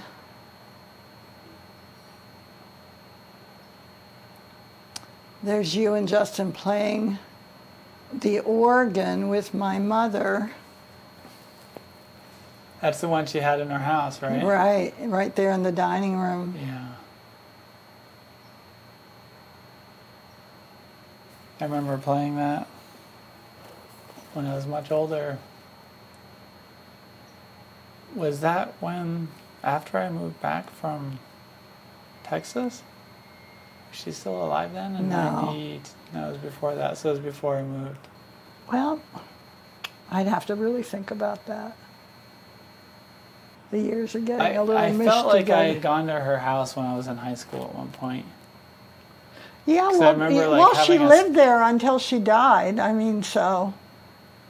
I remember having a stomach ache one time and laying in her bed. But it's just so neat that I had played that piano when I was a baby. Well, and remember, that's when your Oh, first yeah. day when you came home from the hospital. This is the house you were in. I've always had a drawn to play piano and never learned yet. So that's kind of interesting. This is another wedding. I was always coming home for weddings.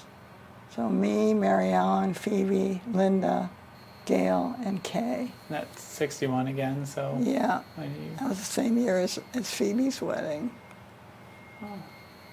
And there's Benoit Motor Sales. So that's still in the 40s. Look at those cars. And now this is the more advanced Benoit Motor Sales. You can see the outside is completely changed. It's got an addition in the back, and now he's selling Chevrolets and Oldsmobiles. And there's Wayne Larry, my first boyfriend.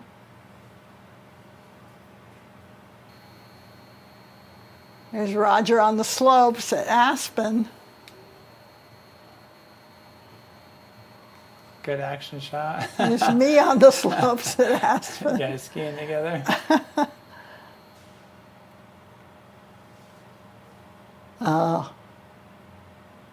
That's that guy that died in the explosion, Earl. Me and Roger. And this was Roger's roommate for a while. I forget his name, Jim, I think.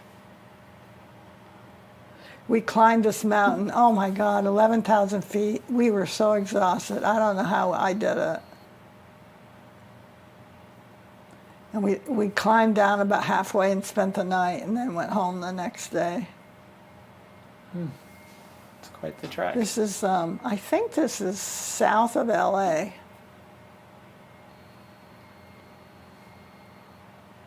San Bernardino National Forest. Oh, look at you. There's the Oh. Oh my God. Oh, look at you. Tiny, tiny little person.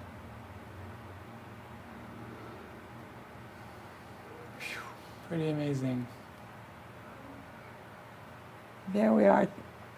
That must be Justin because the kitchen was finished when you were born. Yeah, he's got the rounded ears.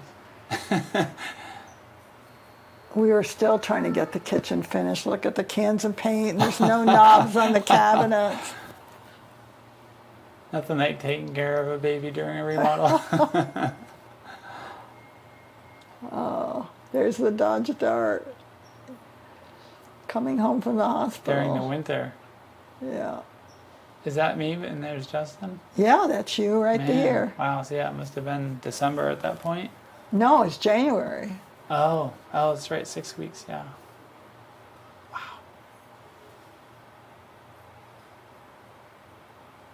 Coming home in the thick of winter. There's your christening picture. This is Sarah, Lydia's daughter. Mm.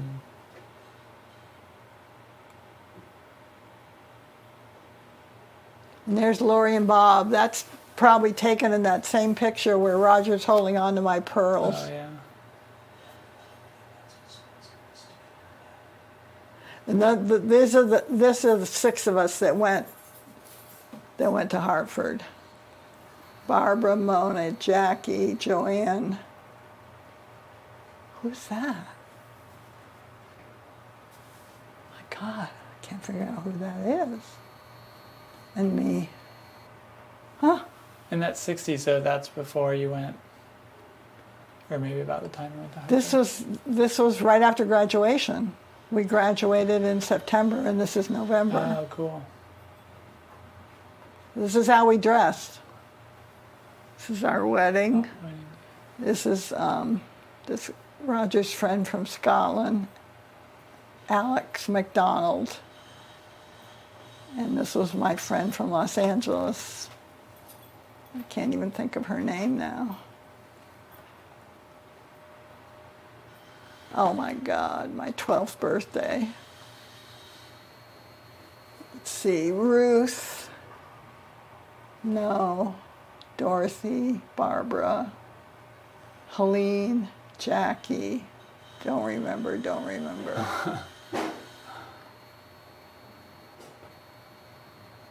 This is England. Oh, that's England. Look at that English car. When did you guys go to England after, but was it before you got married? No. We went, Roger was in his second year of, it would have been 66. Roger was in his second year at Cal Poly. And you went to England to visit? Yeah, I had never met any of his family. We stayed, his parents were living in Switzerland, so we went to Geneva for a while. And then we stayed with his Aunt Elsie in Croydon. And then we spent some time with Barbara and Bill, and then we spent some time driving around and going to Stonehenge and all the famous. We were there for 6 weeks. We had a great time. Amazing.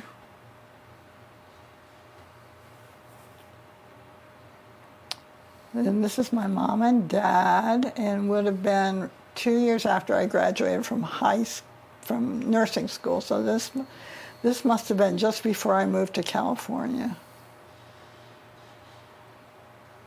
Probably 62. Justin's second birthday. Oh, 2 candles. It's like you just blew them out. He's pretty happy about it. And that's that Florida trip with you in the back of the car. Oh, yeah.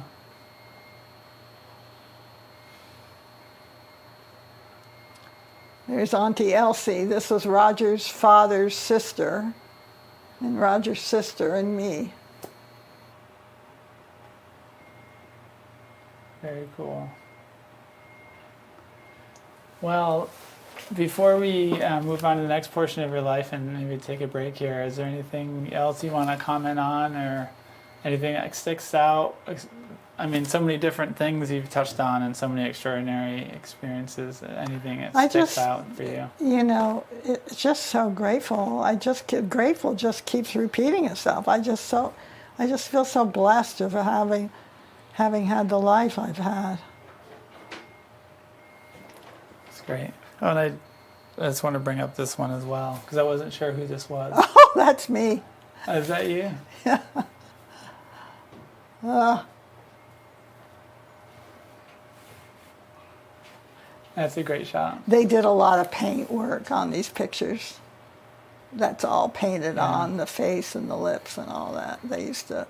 Because did they have color They photos? didn't have color film, so they would paint, they would color the picture after. That's neat. That was done by some professional. Yeah, that's me too. This is Angora hat and Angora mittens. That's good. I love that outfit. And I'm pretty sure that's me, but I'm not absolutely sure. Could be Janice. Maybe it's Janice. See all the roses I was talking about? My dad had great roses. Yeah. And there's our, Got in the paper for getting married? oh, back then, anything you did in St. Albans got in the paper. Roger A.R. King Hall, yeah. Neat. There's the wedding. And there's Larry and Mike. Alex McDonald was our best man, came down from Toronto. Helen Hatchak. That was her name. Looking spiffy. Yeah. It's the cake cutting. Yeah. That was my high school graduation picture. Cool. Nursing school graduation picture. Oh, this is a great shot. This is my mother pregnant with me. Oh, neat. I think she's about 5 months pregnant there.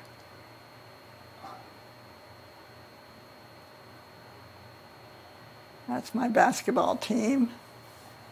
Look at you guys. And this was the nurse in the NICU. I don't know if that's the one that you talked to. That's Dorothy Nieberg. She was still a nurse. Gosh. I know she was a nurse when you were born, and she was a nurse when Alan was in medical school. And that's me, and that was our coach, Coach Doc Comey. He was the best.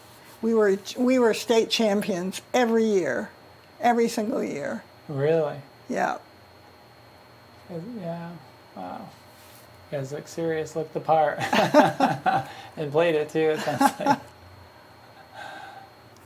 And I just want to cut to this photo because it's just the picture I took of your photo box, because these upcoming photos are from 1980 to 2006.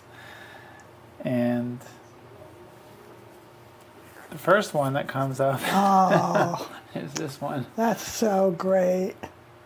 That was in Burlington, and we took that at Mother's Day weekend when Alan and I came to Burlington to plan our wedding. And he took those pictures, one of you and one of Justin. Yes, which is And there's Justin's. that one. You're the soccer ball, and Justin was the basketball.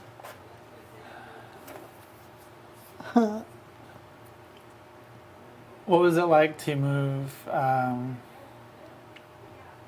from where you grew up in Vermont to Texas? It was really great. I loved Dallas. I had a great time in Dallas. It was a really amazing city architecturally because all the buildings are new and they're almost all glass. So you're driving down the major highways and you're surrounded by these incredible glass buildings.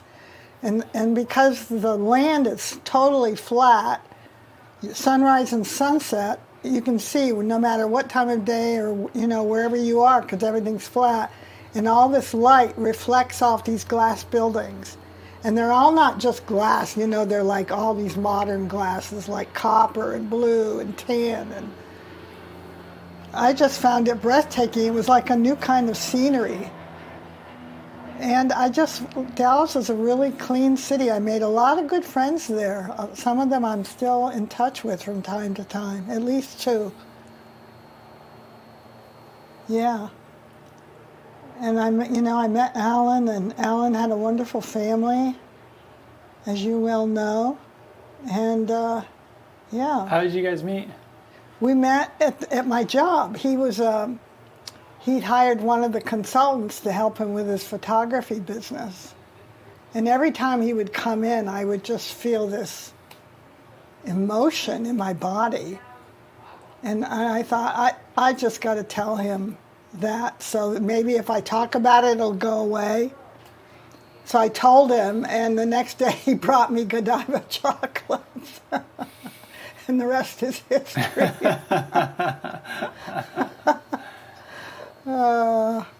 Funny That's cool. story. And speaking of Alan being a photographer, he took those 2 pictures of Justin. Yeah. That's why. Yeah, he's a professional photographer. That's how he made his living. Lighting and color, so good. Yeah. Looking at this particular picture, we didn't get a lot of family shots in the first portion of the photographs. Well, there's my mother's sister who you saw way back when she was very young, and that's her husband Leo. He's the one that went to war in the Army. And it's my mother, I think it's her 75th birthday. And these are all my nieces and nephews, except for this is my brother Brian, my first brother Brian, and his wife Susie.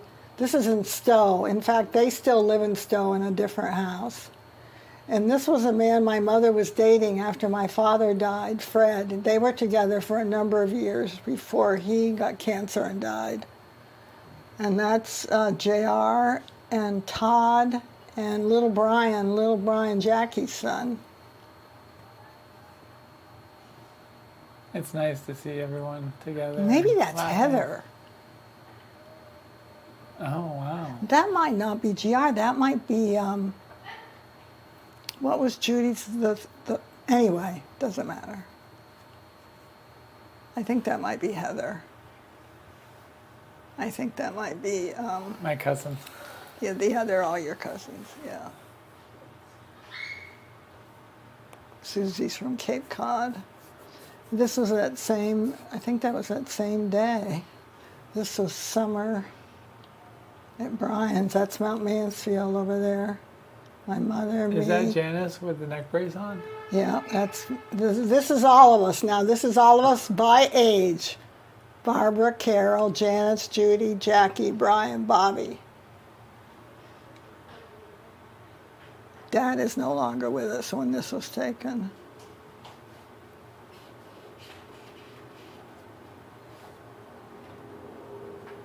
It's a great shot. And the Stowe Mountains in the background. And this is a great picture of you. This is after Roger and I had separated, and he used to take you to the lake often.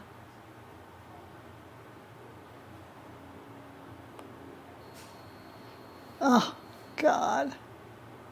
What a great picture.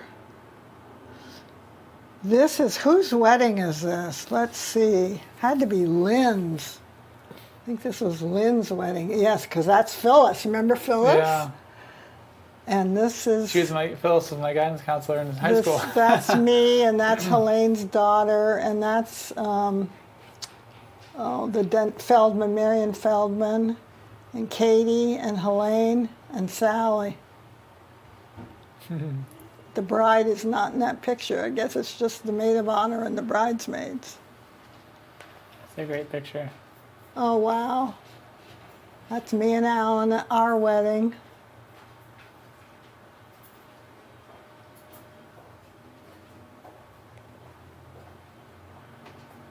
That's Christmas in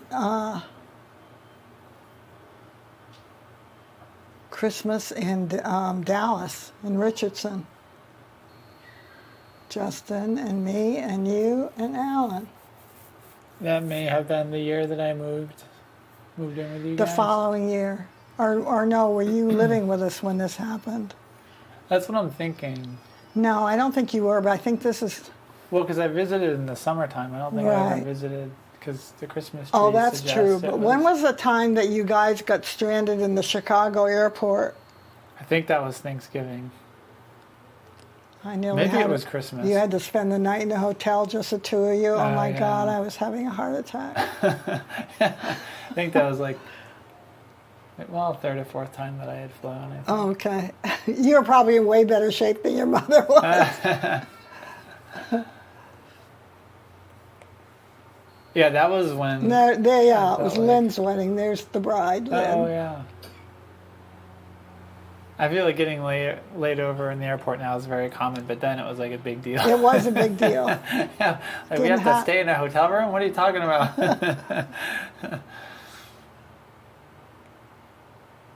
Oh, I love that shot. This is in Colorado. Remember that vacation? Is that right? No. There's actually a picture of that. Purgatory, right? Purgatory, yeah. But this was in our backyard, I think. Yeah, I think it in was. Garland, Texas. Well, I had such an official outfit on. I don't know what I was doing. Yeah, it looks like we're kind of dressed up for something. Oh, this was at Jackie's house. We were celebrating my mother's birthday. Oh, that's neat. That you can recall that from just the three of us being there. Yeah. There's Ricky Oh, yeah. and Alan's friend. I can't think of his name. That's Paul Bortz.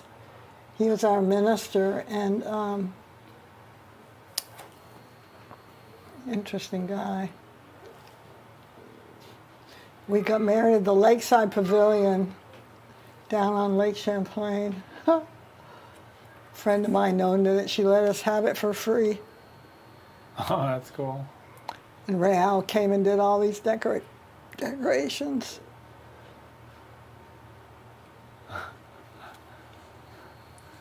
Oh my God, that's your... No, that was Justin's Ithaca graduation. Yeah. Wow. Yeah, I remember. I don't know if I took that photo, but I remember going there with you guys for his graduation. That was so much fun. I think I was the first one in the stands waiting for... I was there like an hour and a half early. I was like, I have to get the best seat. Oh, yeah. That was in Dallas. That was in Alan's studio. He took those shots.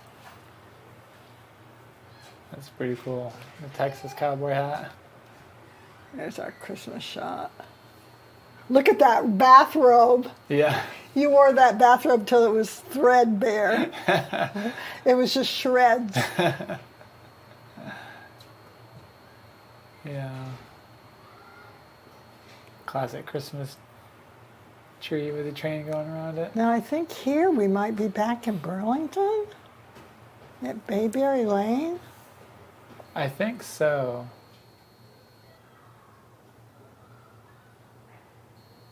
Yeah, I Justin's think really tall in that shot. he had on his cowboy boots, no doubt. Yeah. He wore them all the time back in those days. That was in Dallas. That was my friend Brenda's had a going away party for us when we were moving to Vermont. Oh man, look at Donna. Can't believe she's gone. This was Dorothy's 70th birthday party, I think, and she knows this really famous piano player. She has a big old grand piano. I think the piano's right behind us, and he comes and plays for her birthdays every 10 years. She just had her 80th. Look at that, I have on my mother's earrings. And of course, Mary Ann. Who could forget Mary Ann? Everywhere I go, I make good friends. Look at these women that I met in Jacksonville that I'm still friends with. And that comes later in your story telling when you yeah. went to Jacksonville, Florida. And that's Laura Cook. And we're at Alan's mother. Alan's mother, and we're in Jeffersonville skiing. Jeffersonville. Yeah. Vermont? Yep. They had skiing? We had moved to Jeffersonville? Yeah. Yeah, they've got that nice ski area. What is it, Bolton? Is that No, where? not Bolton. Was it J Peak or what? No. You take right up. It's not Killington, It's close to Stowe. It's before you get to Stowe. Oh. I don't think I'd gone to that one. It's small by Vermont standards. That's cool, though, to see Laura Cook. Grandma Cook. She flew. The winter. Yeah, she flew from. She flew from Dallas. She was a native Texan like Alan, right? Oh yeah, big time. Big time native Texan. Pretty cool. Oh, love that shot. That was taken at the park at UVM. University of Vermont? Yeah, right there in that big green, that common area between the buildings. That looks like it was 96 or 97. It looks like that was during my junior Well, I senior would have year. been working at University of Vermont then, at the dermatology clinic. Oh, yeah. So we had to still be on Bayberry Lane. Yeah. Justin must have come for a visit. Yeah, between 95 and 97, I think. Yeah, Justin must have been visiting. And they're scrumptious. That's probably 5 years That's later. our first birthday. We've been open 1 year. That's why all the stuff is on the window. We never thought we'd make it to the first year. That was our famous outing. That's Bolton Valley. No. I think No? this is Jeffersonville. I don't think I ever skied at Bolton. Maybe we're talking about the same thing. Isn't Bolton like when you're on Route 89, you go off to the... Yeah, and I think that's when Justin and I made that snowboarding video. Yeah, together. it is when you made that was video, definitely but Bolton. this was Jefferson. Yeah, maybe it is Jefferson. I think, pretty sure I never skied. I don't think I ever skied at Bolton. Jefferson was easy because it's so close to home. And this is when Alan graduated from medical school, we went to St. Martin's. This is us in St. Martin's. Got tropical water. Yeah. You and Alan on your soccer team. Yeah, the good old Rams. Wow. What was that guy's name? That big tall guy with the blonde hair and his Yeah, wife, his girlfriend was a Dallas cheerleader. He was the center forward for our team, and he would score like average of 5 goals a game. He would just dribble down the whole field. we won a lot of games because of him. And there's, speaking of this is Martindale. Oh yeah, Martindale. So this is even before you met Alan. Oh yeah, this is way before. Before I had moved in with Dad even. Yeah, this is way before. I was probably 5, 6, 7, maybe You 7. probably went to live with Dad either this year or the following year. Mm-hmm. Because I only stayed in this house a year. And then I moved in with Carol.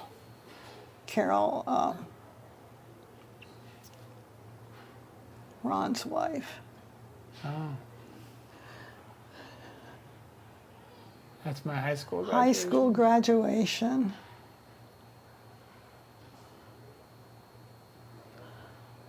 Got on my mother's jewelry again. That's so interesting. Oh my God. Wow. Marshall. Oh my goodness. God bless you, Marshall. You just drowned in Lake Champlain last week. Wow. Yeah, his photo came up when I was digging through your box, and What a wonderful man. I had the best time with him when I went for my 80th birthday. It's the best time I ever had with Marshall. I'm so glad I had that time. When you lived here and flew back to visit. 2 years ago when I went back for my 80th birthday. Yeah, especially had that time together. Yeah. Marshall's the husband of Katie, your friend in the previous photo. Yeah. Previous photos. Who she and I were roommates with Justin the year before I moved to Dallas. That's a cool shot with that car in there. That old truck that and that Shelburne fabulous old barn.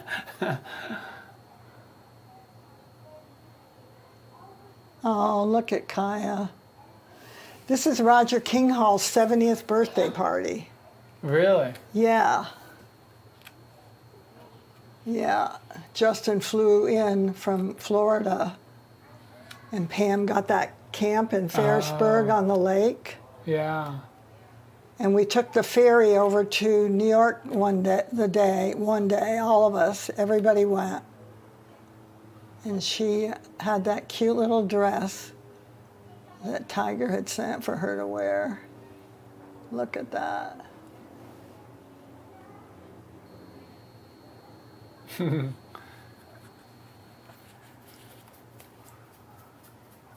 They're scrumptious. don't know how long we'd been open when that picture was taken. You were working like 7 days a week at the very beginning, weren't you?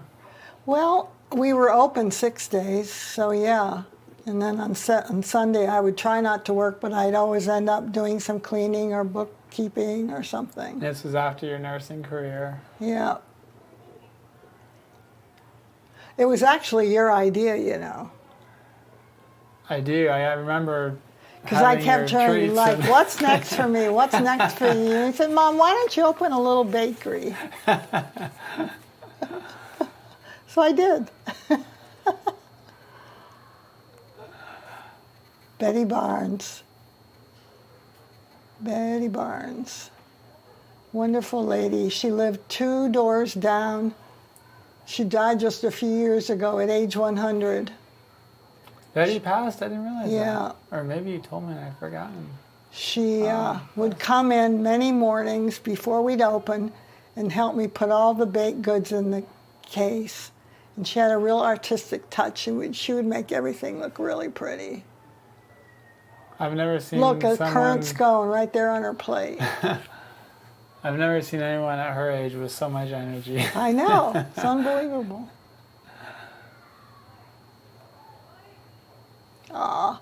This was at the book signing when we published our cookbook. After you had closed the bakery? Yeah, after we closed. I was actually living in Florida, and my friend Gail said, I'm writing your cookbook, you better come. I said, no, I don't want to write a cookbook. She said, well, I'm writing, you can either participate or not. So we did it. We made this awesome book, and I flew in from Florida for when it got published and had a little party. We had a party. We had Jenny came and played music and sang, and we had a nice turnout. A little write-up in the paper. Actually, 2 write-ups. We were written up in the Burlington Free Press in 7 days.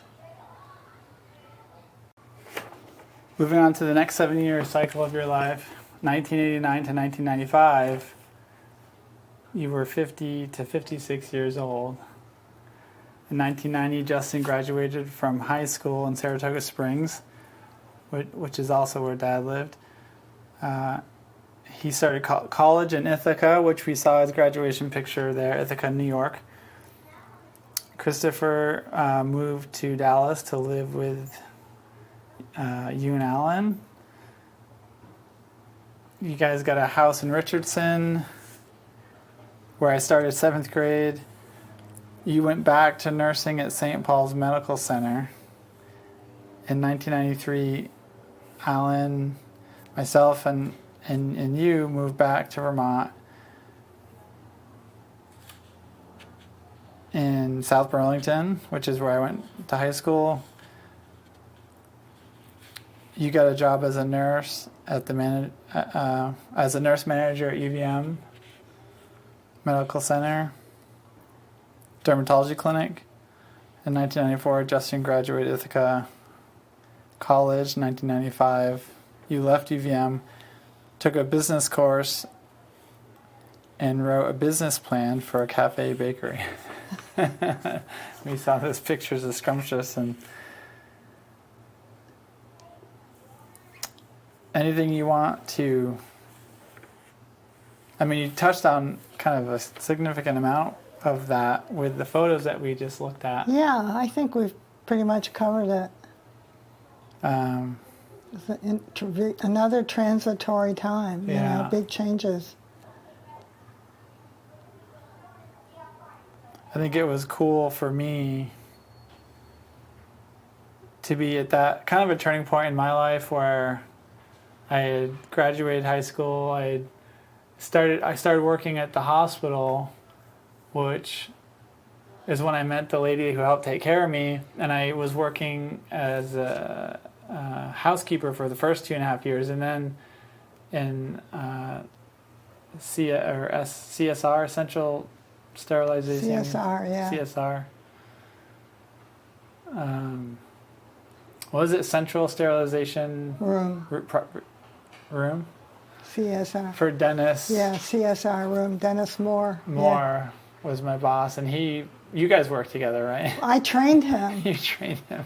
Yeah. When I worked at Fanny Allen Hospital, I managed a part of a building project where we opened a new operating room, and I needed somebody to be my assistant. And he was an orderly at the time, but I just knew he was good. And I asked him if he wanted to come and work for me, and he said yes. And he was amazing. Oh, I could have never done the job I did. Our project ended up being featured at the New England Hospital Assembly in Boston. And then when I left to go to, that would have been after Justin was born. I decided to leave Fanny Allen. And he left too. Well, no, he actually did my job for a while, and then he got this great promotion at the University of Vermont Medical Center, and he became the supervisor of the whole department. So from the time that he was an orderly till, he ended up with like this great job. It was a really cool thing. Right. I kind of kept in touch with him for a few years there. He had a little boy, got married, had a little boy. It was really, the whole thing was sweet. Yeah, it's neat how he had an impact in your life, and then he ended up being my manager years later. Totally, like woo woo woo. Yeah, full circle. Yeah. And when I left the hospital, a big turning point for me was going on that road trip to kind of figure out what I was going to do with my life, and I ended up falling in love with California as well on that road trip. And when I came back, you were running the bakery, and I ended up going to Burlington College down the street from Scrumptious. So it was really a unique time for me to be close to you and close to Scrumptious.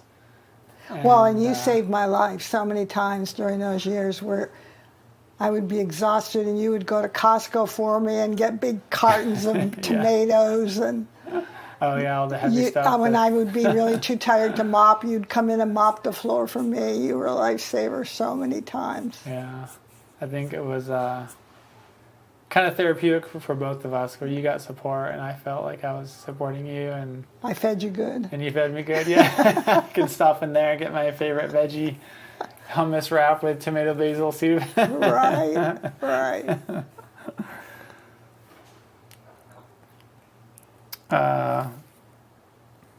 Where was I going with all that? So the hospital, dentist, Scrumptious. Yeah, and then I kind of fell in love with California and ended up moving out there once I had come back and finished my certificate in Burlington College. But it was just neat. It was neat to be a part of your life during that part of my life. It was. Yeah. It really was, since we had so many separations over the years from the time Roger and I split. Yeah. It was a special time to have with you. And after my first year in California, it was when I got news of you and Alan separating. And I know that was difficult for all of us. Yeah. But it was more difficult, well, not more difficult. It made it more difficult for me being away from you, because I really wanted to be I felt that in the conversation I had with you. I could really tell that the thing that upset you the most was that you were far away. Yeah. And passing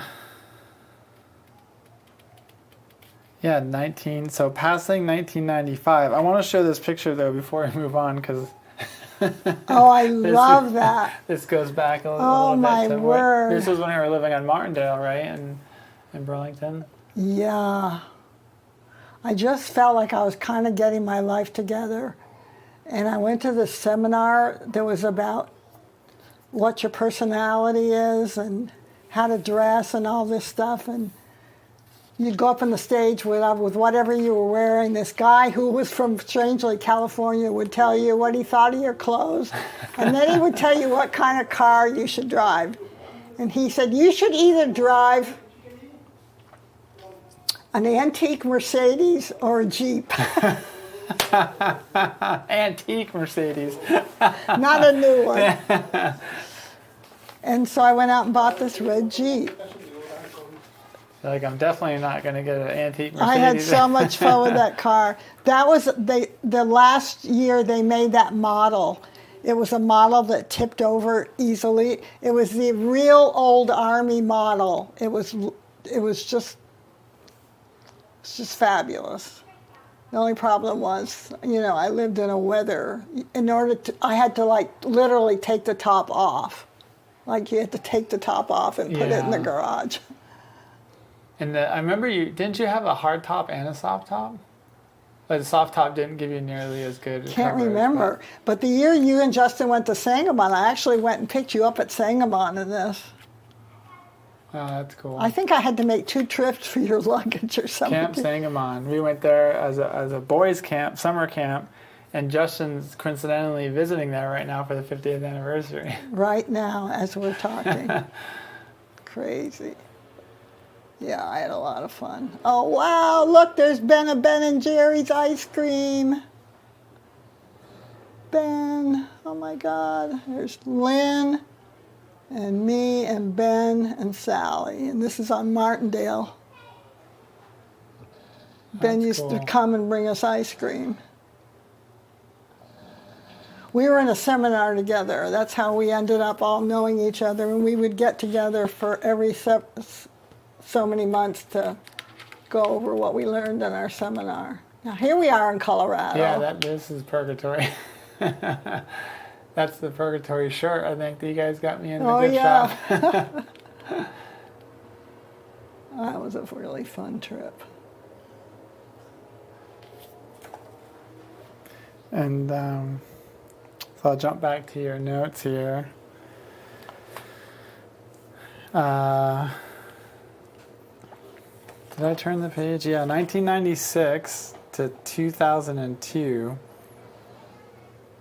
You were the ages of 57 to 63. In 1996, your brother Robert died at age 42, a victim of the HIV/AIDS epidemic. And in 1997, your mother Doris died at the age of 84. I graduated from high school and got a place to live with a group of friends.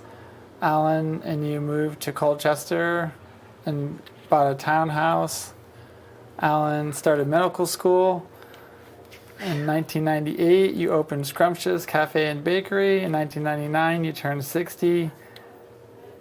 Have a fabulous celebration at Shelburne Farms. Oh, I had forgotten about that. That was for your 60th God, birthday. Katie gave me the best party. Oh my God, it's unbelievable. In 2000, started the new millennium with an article about Scrumptious in the New York Times. That's pretty cool. Of all the things that they could write about at the beginning of the millennium. 2001, Alan graduates from medical school. You celebrate with a trip to St. Martin.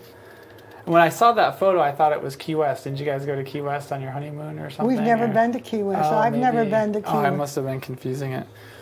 9/11, Al Oh yeah. Casada. I was in the bakery this day and somebody came in and said a plane had just flown into the Twin Towers and it was so you just couldn't believe it. It was like morning, people were getting their coffee and their pastries, and Justin and Tiger had just that week told me they were getting married and I was helping them plan the menu for their wedding. Justin and Tiger. What did I say? Justin and Kaya, yeah. Justin and Tiger. And, that was...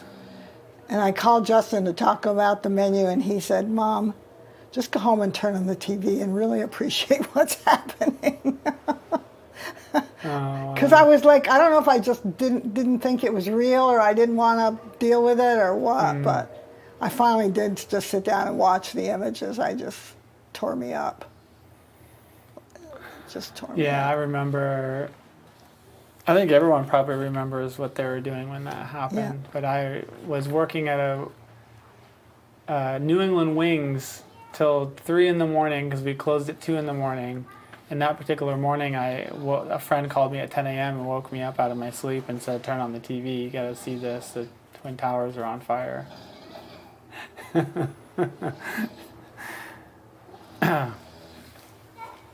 Harvey.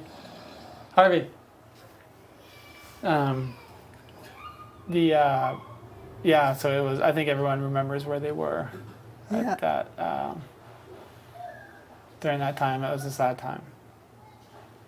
There's ice tea in the fridge. Yeah, I have it out. Okay.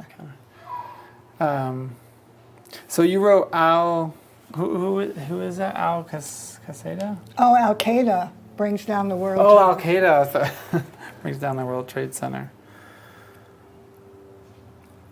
Was that 2000? That was 2001 as well. And then October of 2001, Justin and Kirsten Tiger Gomez got married.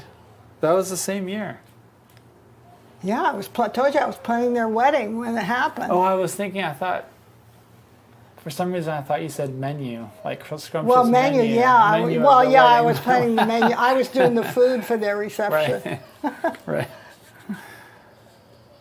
And then May 10th, 2002, Kaya Love Kinghall was born. And you became a grandmother. For the first she time. Was your granddaughter. Yay. To take a look at this photo of Alan and Laura. Alan Cook and Laura Cook. They had a great relationship. She was so good to me. Yeah.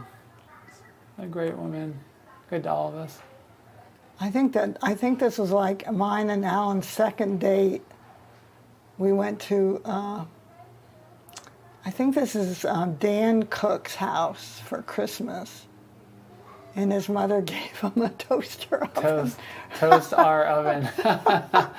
General Electric. Man, I remember that toaster. We had it for a long time. That's the last day of Scrumptious. Oh, was it? Yeah. Marlene lived just down the street, and she brought in a bottle of champagne to celebrate. Wow. And there's Betty. There's Betty. She helped me sweep the place and lock the door. Oh, that's cool. Oh, there's Kaya. Another favorite. Santa Monica Beach or Venice Beach. Yeah, that's when Justin and Tiger were living on Venice. Literally. No. Tiger's not in the picture at this point. They're divorced. Oh, really? Yeah. Yeah, I was there. I brought Kaya there. Remember, I used to bring Kaya from Florida. Yeah. And so you guys. And I would spend a couple of weeks, and Justin had you come down. You were living in San Francisco. Oh, that's right. They moved back to Jacksonville when Kaya was born. When they lived in Venice, Kaya wasn't born yet. Right. They moved to Jacksonville after she got pregnant, after Tiger got pregnant. Right. And then Justin took us to the Hollywood Bowl to hear that woman sing, whose name I can never remember. That. Oh, yeah. She had that really sweet voice. Jewel. And Jacksonville came into the picture because that's where Tiger was from. So she moved back to be close to her family. Justin followed and went with her. Right. And when they divorced, or when you and Alan divorced is when you moved, right? Well, yeah, I moved to Florida when Alan and I divorced. But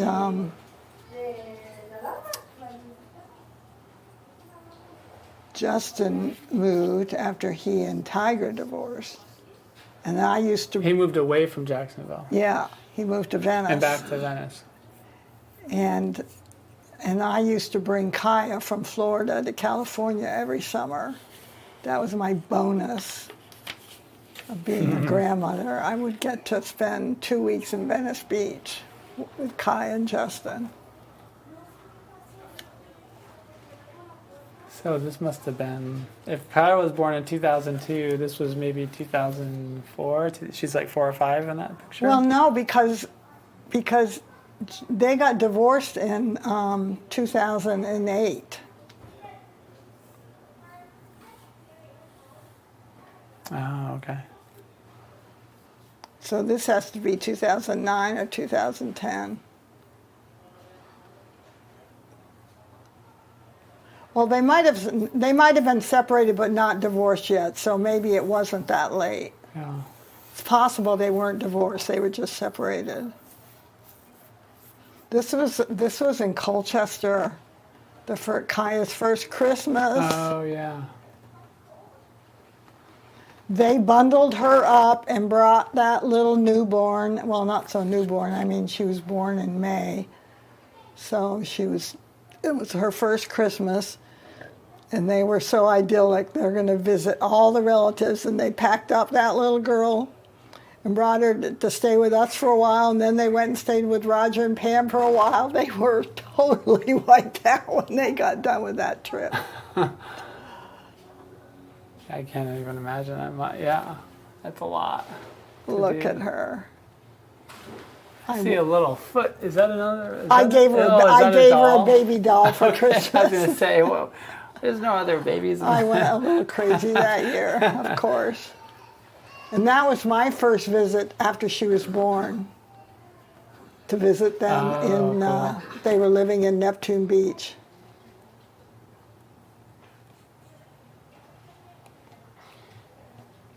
And this is Roger's 70th birthday party, and this is in Essex. Oh, yeah. This is in Essex, New York. We took the ferry over.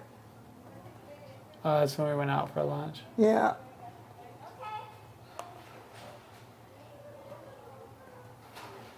That was when I was still in the Dune House, and you and Roger and Justin were all there. I can't remember what the circumstances were of us all being together. But I think that's the year we went to the alligator farm and hung out on the beach and had an all-around good time. Oh, golly, when was that taken? The only time I had facial hair like that was when I came back from my road trip in 2000. So, or I was still on my road trip. Maybe I was visiting Justin. I can't figure out what that is. On my road trip. I might have been at his place. Or maybe, I can't tell if that's a beer or a coffee, but looks like a white. It's a really adorable picture. Yeah, it was good. It was a really nice visit with him.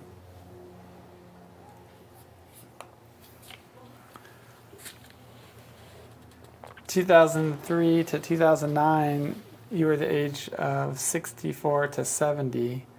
2005, you closed Scrumptious. You and Alan separated. You moved to Florida to be close to your granddaughter, Kaya. You got a nursing job at the Mayo Clinic in Jacksonville.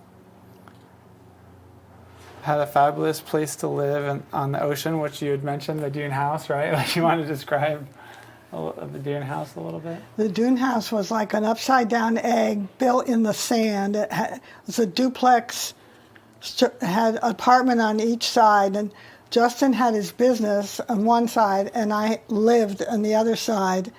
And Tiger and Justin had a beautiful 3-story condominium, like half a block away. It was just dreamy. And Justin was editing, so he had his edit suite on one side of the apartment, Dune House place underground. His employer in Los Angeles would send these special security boxes with movies in them that he would then make the trailers for, sitting in the Dune House on the beach. Yeah. So that shot of him surfing was probably him taking his lunch break or something. Probably. And that was Atlantic Beach. 2007, you and Alan divorced. 2008, Barack Obama is elected president, and Justin and Tiger divorced. You're right, 2008. 2009, you bought a house in Atlantic Beach and retired. Yeah.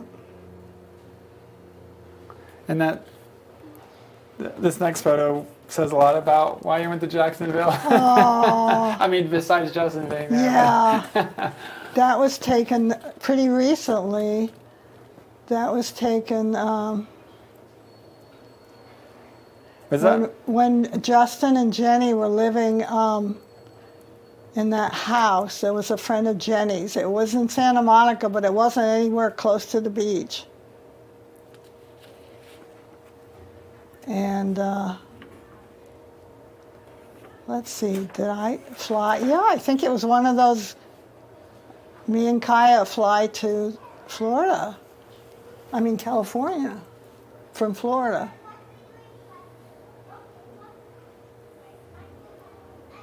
Wow. Yeah, it's a great shot. I love that shot. Having I absolutely love that joined each other's shot. company. Yeah, we were just heading out to find some thrift shops for Kaya.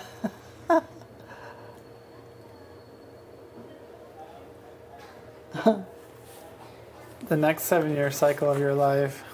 Anything else you want to touch on during the 2003 No. to 2009? No, it's all good.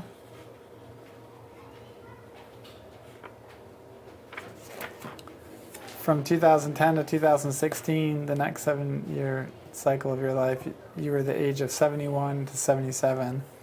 April 2011, your sister Carol died. Yeah, November 2011, 11/11/11, I married my wife, Chao Yi Liu, who immigrated from China in 1996. The same year that I went to visit China. We always joke that we passed in planes. She immigrated. You've the probably year told I me went to that before, Beijing. but it never registered the way it's registering now. Oh Yeah. my goodness. And That's wonderful. yeah, that's neat. In 2014, you celebrated your 75th birthday in Bellingham, Washington, for 3 weeks with your friend Carol Andrasian. Andrasian. The same Carol that you was in the photos. That's No, neat. no, this is Carolyn. You've met Carolyn. She was my friend in Jacksonville. Oh, okay. She's the decorator lady. Yeah. She helped you decorate this place. Yeah. Via Zoom. October 27th, 2014, your grandson is born, Cameron Rain Kinghall, Rain. our first son. October 17th, 2015, Justin marries Jennifer Griffin. January 17th, a lot of 17s. 2016, your second grandson is born, Damon Sky King Hall, our second son, 14 months later. And June 15th, 2016, you sold your house in Florida and moved to California to Yay. celebrate the 2 baby boys in Castro Valley, where you live now.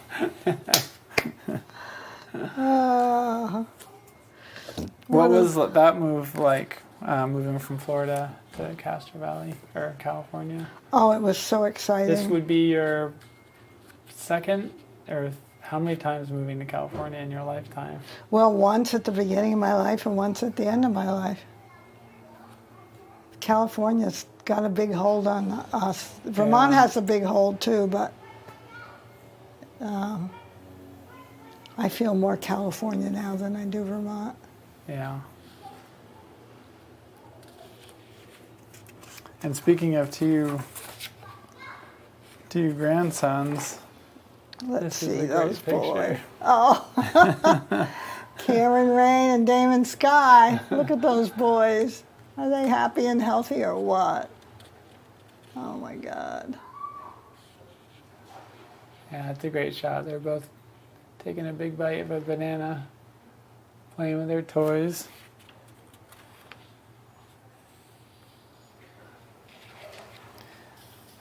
In 2019, you wrote you celebrated your 80th birthday in Vermont on Shelburne Farms. Wait, in Vermont, and so I did on my 60th on Shelburne Farms. You celebrated your 80th birthday in Vermont. you celebrated your 60th at Shelburne Farms, which is also in Vermont. Yes, So my you're just 60 and aligning- my 60 and my 80th birthdays were both celebrated at Shelburne Farms in Vermont. And the 80th was when you were saying you got to hang out with Marshall. Yes.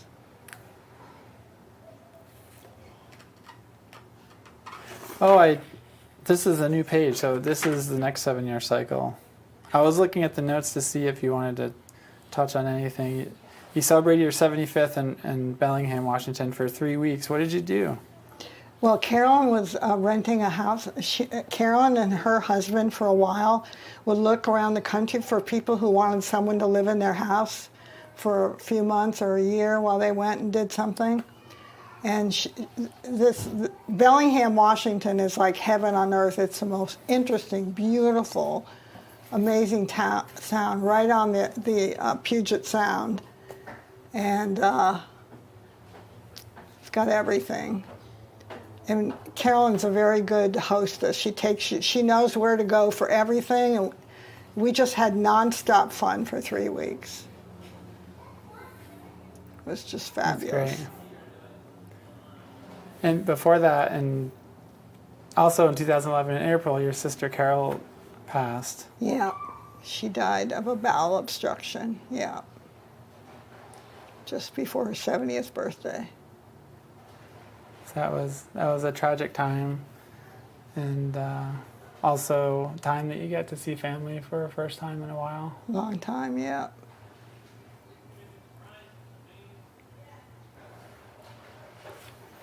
And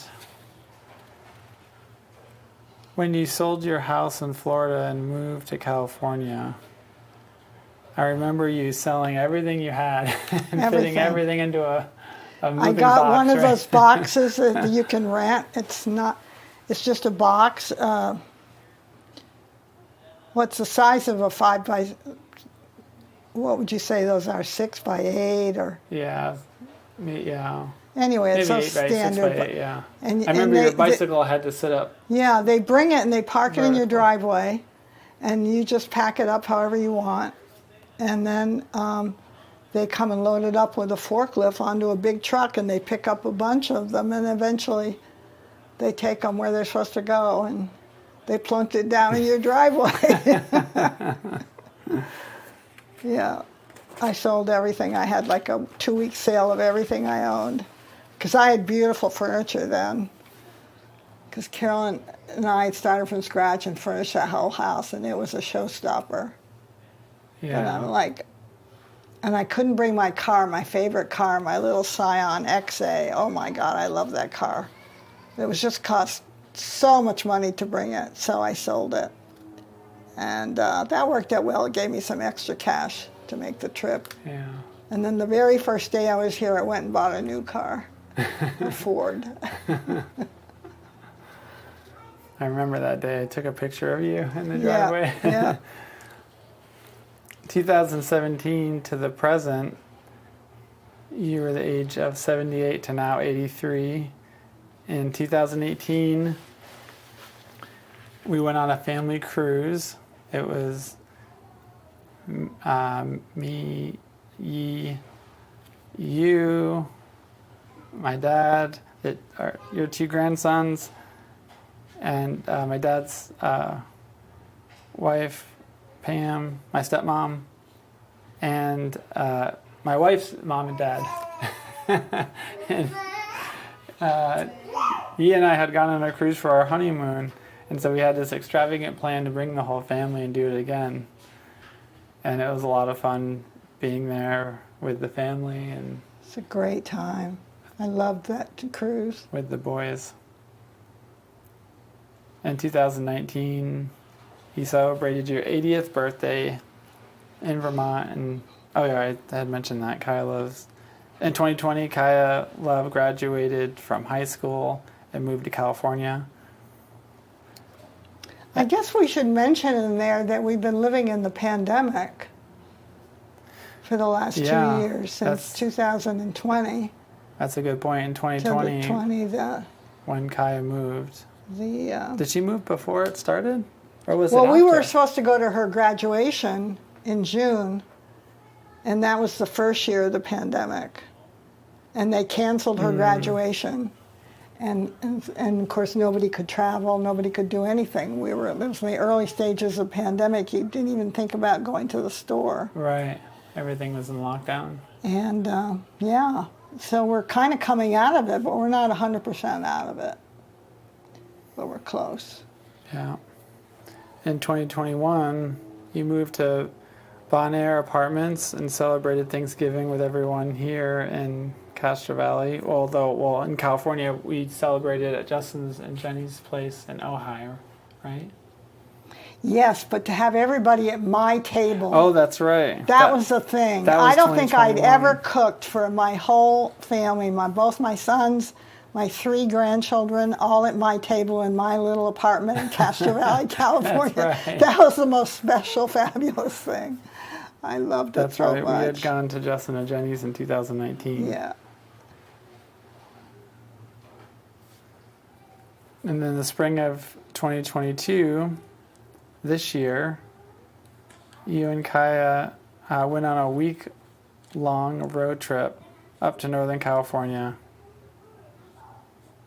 coast to the Oregon border. I think I wrote all those redwoods. We saw so many redwoods. We had such a good trip.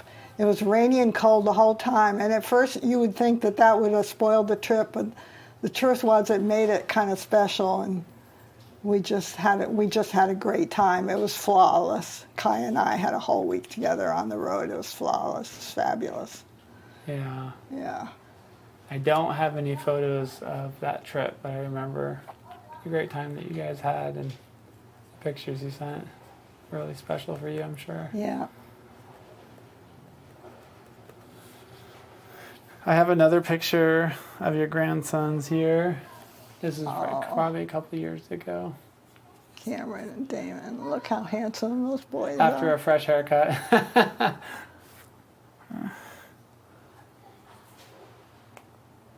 Oh, the whole family. This is, that's at the tea garden. Yeah, this is the tea garden. That was the first year I moved here. Yeah, this is going back a little bit from that previous picture. They're obviously younger. Yi was she probably took the picture. Yeah.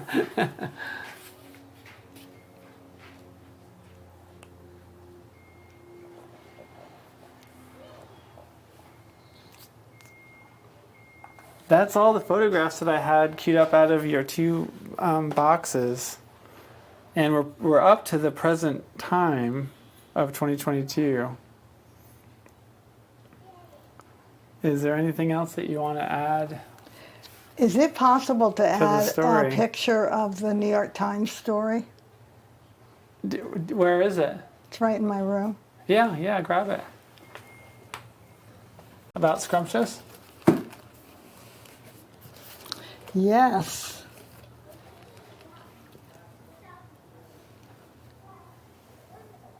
Sunday, June 4th. But it says New York Times. It's not in the picture. Oh.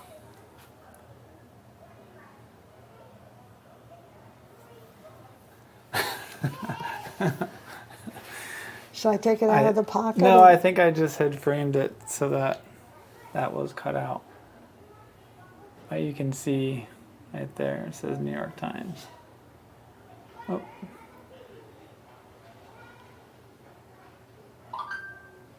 It's going to be pretty small print to...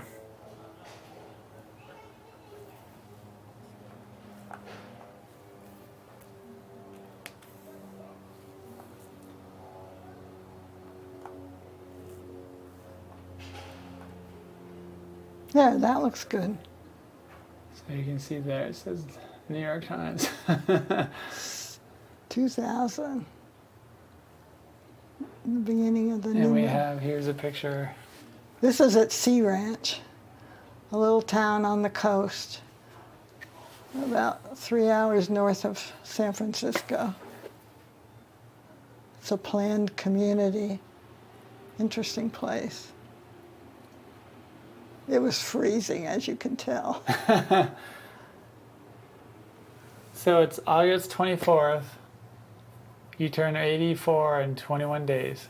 No, I turn 83 in 20. 83 in 21 days. And the adventure continues. And the adventure continues. And thank you. You're welcome. I love you, Mom. I love you, son.